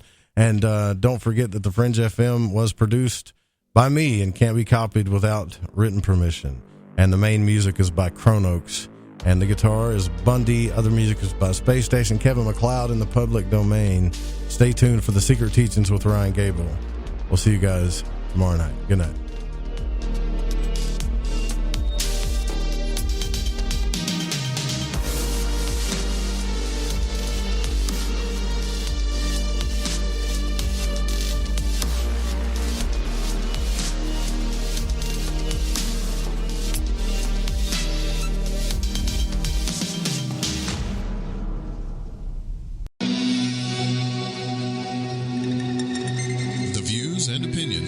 On this program do not necessarily reflect those of the Fringe FM, KTLK Digital Broadcasting, its sponsors, affiliates, or staff.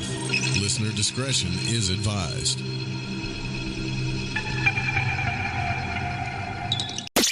We told you weeknights on the Fringe FM are now even better, and we mean it. Do it live! Where else can you hear the best shows and the best talent?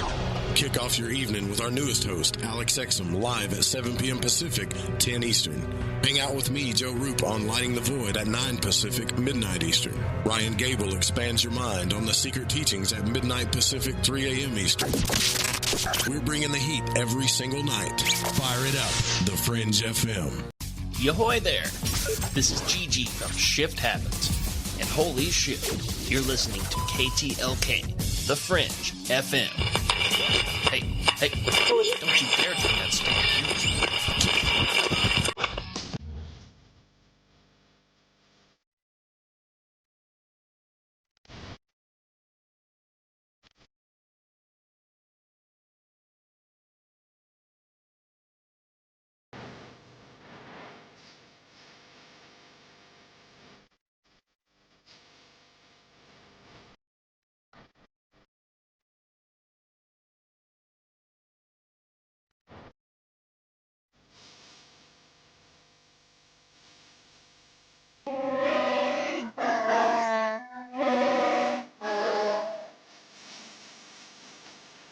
I'm not